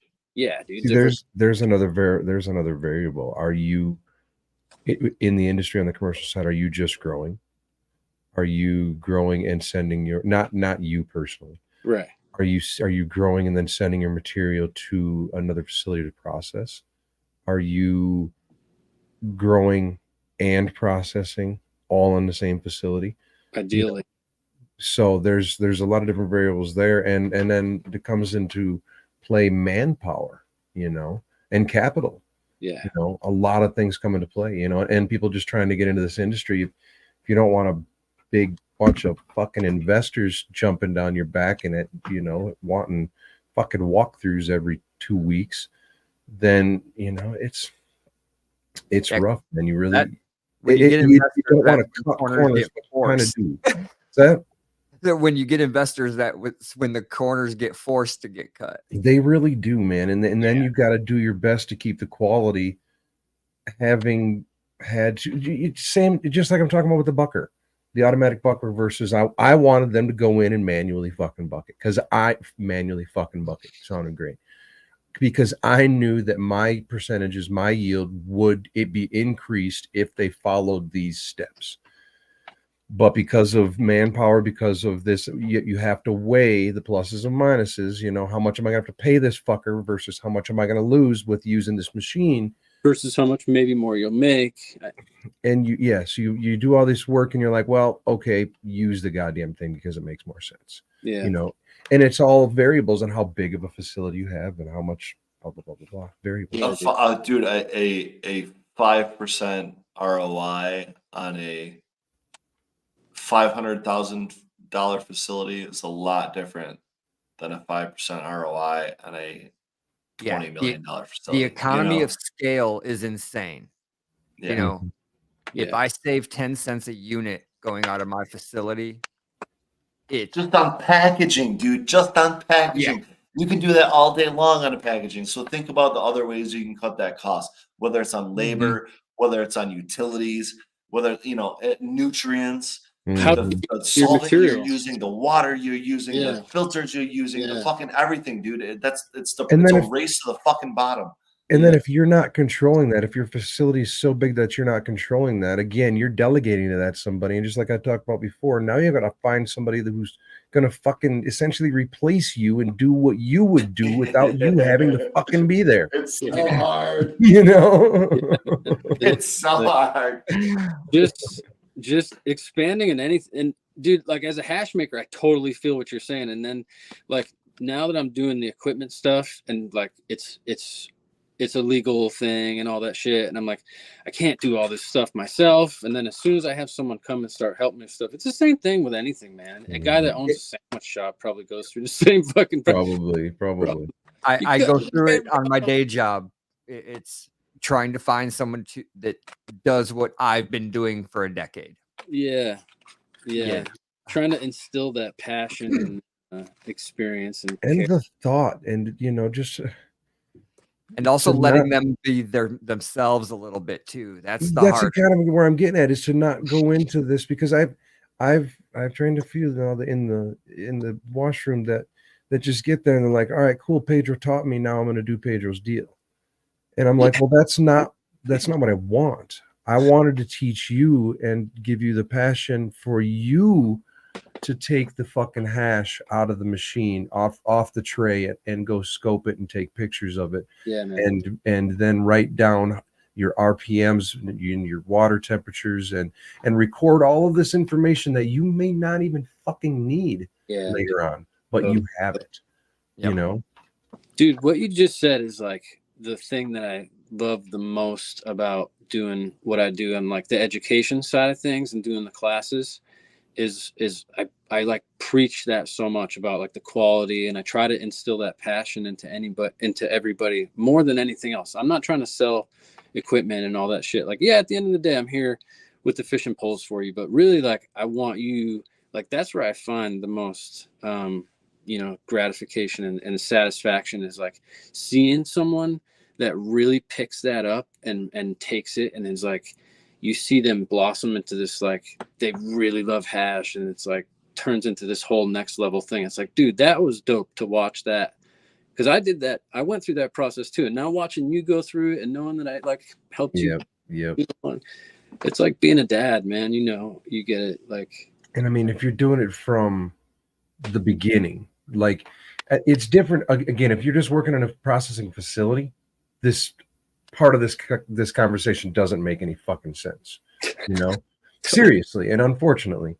yeah. But if you're in there, if you've had your hands in the dirt, if you've fucking helped the pheno hunt, if you've done all of that, and even more so, in your personal garden, if you've just there again, we could define single source, couldn't we? Yeah. Exactly. Should we do that here real quick? Like saying Beetlejuice in the To me, let's do it. Let's fucking go right there. Brian, what is single source? I would say single source would be you had control over every aspect of the final product. Had Who did? control of or An did, investor group did, or like an individual, or what? right? I would say that you had literal control over every aspect of the final product. Like you were as in- delegating it, or you had your hands on it? and you as in one person? It was done your way, the way you would do it. Maybe it necessarily wasn't you doing it, but it was done your way. Is there like a limit to how much delegation you can do? Because what if I'm delegating this job to 10 people and they delegate that to 10 people and they Good delegate question. that to 10 people? Then we've Good. got 1,000 I people like that. working on a growth. Yeah, and this is where like Maybe more. single source and then small batch kind of is another add-on to this Fair enough. conversation. Would be Okay, I say, like it. right. So I think like single source would be you wore the hats of all the departments and you had some minions under you. It's up to you how far you want to go with that level, right? As long as you had full control of it the whole way, everything, then I would say that's single source. Small batch, I would probably call it probably like 20 lights, 30 lights maybe at the biggest for a small batch. Of like And of then a there's particular. micro batch. would be like maybe 1 to like 20 lights. But are you saying of a harvest or of a like size grow? Of your grow, of your operation. Okay. Yeah. Okay. I guess of a harvest of a crop. Yeah. Like To me- Because that could be a grow too, right? If they had like Yeah. one flower room of 20 lights or something, right? for sure. Yeah. I mean, a small batch like crop, a small batch product would. I ran a 19 lighter before. I definitely wasn't considered, anything bigger than micro, Yeah, I mean, I have one light right now. I've had facilities that had 100 lights. I worked at this place in fucking Palm Beach or Palm Springs out there that had like fucking 1,000 lights. It was the biggest retarded sized place I ever saw. I was like, this is the Palm worst, Springs. the worst weed I ever saw in my life. Where are you getting the water? Dude, it's crazy out there. But yeah, there's definitely different levels What are they to just it. growing on the golf courses? I don't get it. See, for some reason, I like and appreciate the hard lines, and I think for me, there's 3 ones that I can think of right here, cold cure in a fridge, fucking period. We can get it at temperatures, and yes, we can, blah, blah, blah, blah, blah. Single source, one fucking person. If your wife watered one night, sorry, not single source, true single source anymore. And what the fuck was the third one? I'm sorry. If we're gonna draw fucking hard lines, we're gonna draw fucking hard lines. And Gotta That's be the wrong done. place to draw a hard line, bro. Gotta be yeah, done. I'm sorry. It is what it is. And That's and crazy. hash, Dude, I gotta stop you. That sounds elitist as hell, bro. it is. And You gotta hash keep- is you gotta keep the unadulterated product. heads. Hash is unadulterated heads, period. It's just I feel like, and I'm not saying, I feel like there needs to be a line in the sand. There I'm gonna does. stop you because that's not where the line is. You have to It might set not the bar be, high. but to You have to set me, the bar high. You have to be snobby. I think, where do you think the line is? Where do you think that is incorrect? I think it's somewhere in between what Brian said and what you said. I think if you want to go on vacation for a weekend and you are not automating your system and want to rely on someone to come in and water your plants for you, that does not make it not single source. If you want to run a caregiver grow and maybe you're sick and you send your wife in to go water the troops, that does not make it not single source. Maybe you grew too many plants outdoors and you literally won't be able to harvest them all if you don't bring in a couple of your friends for pizza and beer. That does not make it not single source. I think what makes it not single source is saying, hey, I grew this and now I'm sending it to someone else to process it.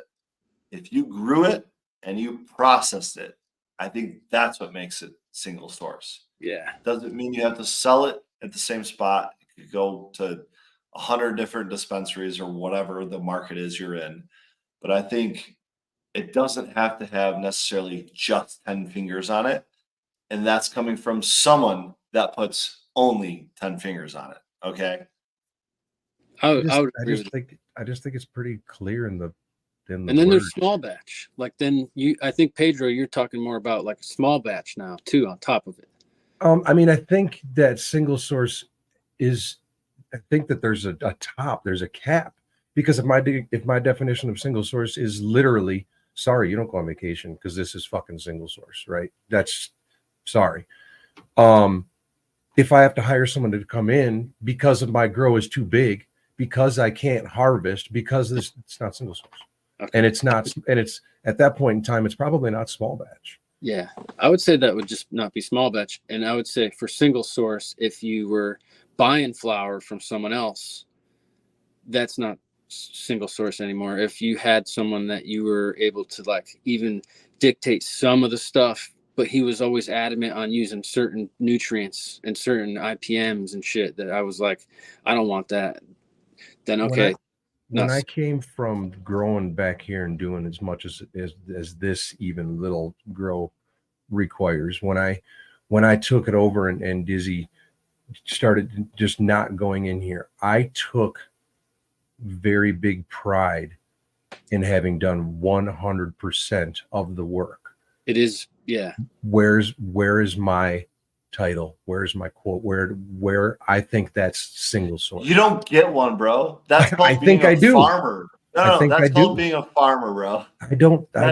I disagree. If I'm doing everything from starting to it's not being, if you're a small, But then there's a here's the single thing. source farmer. Your pride like that doesn't needs its own fucking category. matter in terms of a title or in terms of what the customer is I buying. disagree. Your pride only matters to you. What matters to the customer is what's in that product. And if what's in that product is only those 10 fingers or those 8 fingers and 2 thumbs, if that's what makes that different, then that's what makes that different. Not because you put a fucking title on it because someone else told you could put that title on there, dude. I just think if you're doing something in 100% yourself, then that holds more water than having delegated any of it. Bro, I am in the same exact position as you, and I feel you 100%. It does make a difference, but only to you as the farmer, man. It's not making a difference to really anyone else. I wish I could say it does, but there's very few people out there I could that give really you care. a pretty sizable list of people that would disagree with you. Yeah, I would say there's a good. Bring them out, man. I encourage it. Listen, a lot I'm of not them are trying to probably here in discourage chat. it. There's a lot of like those. I elitist- live for the farm to table restaurants, bro. Trust me. Honestly, Pedro, I think it needs its own category. What you're talking about, dude. I think it does too. Then that's what I'm asking. What is my For category? sure. It would be. We need to create its own genre. Let's call it a 8 10 fingers fingers. and 2 thumbs. Call it the 10-finger hash, dude. Something. Yeah, I the just 10 think finger. single source. Super small, single source, like single hat, And it was sourced single-handed, single-handedly. Yeah. single-handed small batch. Wait, can I only wash with one hand then? Well, no, single. That's up to you. I mean, I guess if we want to start defining it as in singular hand. I'm just teasing at this point, but I mean, I'm single source. No, I'm going You down the won't same even go road. there. I use one hand a lot too. You got to be ambidextrous in this game, bro. That's the Brush whole. chicken with your left teeth, Dude, with your and left that's- hand. yeah. once in a while. I think that's what makes I think that's what makes the difference, man. It's the ability to do something, single source, single handedly in the and those that don't, like, because you could still be a great hash maker and just use someone else's grow. Well, and here's the other You thing. could still be a great grower and have someone else produce great hash, because guess what? It's fire in, fire out. So it takes the tandem there. Yeah. But if you I think have that those goes- abilities to do it yourself, Yeah. yes, I agree that is something special. And yes, I agree that is single source. What I disagree with is if I have one other hand come in here, because then it could start arguing and saying, well, guess what, dude? Automation means you're not single source. You're right. I It's just understand. like it's again, we're talking lines here. There's very fine lines. It'd be hand watered, single source. And we could get into this. like And again, we could get into the same crazy arguments with cold cure with hash. We could get into the same exact glass. and you get into it in everybody's glass, gonna bro. have everybody's gonna have different opinions, and some are gonna be very strong, Dude, but I thought about doing there like needs to be a fucking definition. I almost did like a definitions category in one of these And booklets, but no, who's the man? A would glass. never- Nobody agrees. It ain't It us, would bro. never It fly. ain't fucking us. it would never fly, dude. It would No. just cause ultra It would ultra cause put a controversy. post up. Do it. Put a post up. Watch what happens. You're did better about off this. just I saw spelling you, it bro. out. I did about as the heat cure thing. I I saw said- saw that one. Yeah. single farmer processed by, spell it out on it instead Yeah, of That's- I mean, if you not really, if everyone you has- want us to And, take it, and here's the other thing. I don't think that necessarily dictates a higher quality, because if you're single source and you're growing a couple plants and doing it really, really, really small versus single source and you're fucking got a big greenhouse out here and you got so much shit going on that your plants are neglected, Right. and so single source doesn't necessarily mean better by any Right. means. Right, for sure. So I just think there Yeah. needs to be a But fucking shouldn't it- marketing. but It just shouldn't it- becomes marketing taglines. It at that should point. probably. I mean, in ultimate terms. I mean, but I guess then you're getting a tag for Now, are you good single source? Are you bad single source? Are you medium? Are you boof single source? Are you? Does it even matter? Now does it But even? are we gonna give you that tagline single source if you're both like if you just got boof? You know what I mean? Like, Yeah, I don't know. I mean, that's what I I'm mean, saying. I don't know. you could like I mean, I guess legally technically by that define that. definition, yes. Right, If you right. did it by yourself, now, yeah, you're And single it source. might be small batch craft, you know what I mean? But like, whose freaking craft are you doing? Like, Then it kind of really you know? matters. Then it That's kind of when your really skill matters really if it's shows. single source. Who the fuck are you? Yeah, and that's where your skill really shows if you're just doing it all yourself. Exactly. Like it's just it's obvious. Like if I do it on the commercial scale, I know we're getting it close here. If we're doing it on the commercial scale here, then I can throw out my growing skill because that dude's better than me over there, and now it's not single source. You know. Well, and Go for that's the thing, right? Like you could be a great hash maker and a great grower, but if you have an excellent grower and another guy that's or person that's an excellent hash maker, you might Better just get situation. a better product, even though they're not single source, right? And that's 100%. where I'm going to leave it tonight, guys. I appreciate everybody joining us tonight. Pelle Polare, Cheers, we everybody. really appreciate you joining us for this 16th episode of Variables. Give him some And, plugs real quick. Yeah, Pelle, tell us where you're at. Throw us out the socials, the website, where we can find the newest products, all that good stuff. Yeah, the Instagram, pellepolar.com. It's pellepolarco.com is the website. The Instagram is Pelle_Polar. And I appreciate the conversation and you guys having me. It's been a good time. Love talking about hash. Hell yeah, man. Good to have you, You can man. find us every Friday night, 11 o'clock Eastern time. And Spotify, all those other places. Check us out. Oh yeah. See you next Friday. Be good, you guys. Take care, everyone.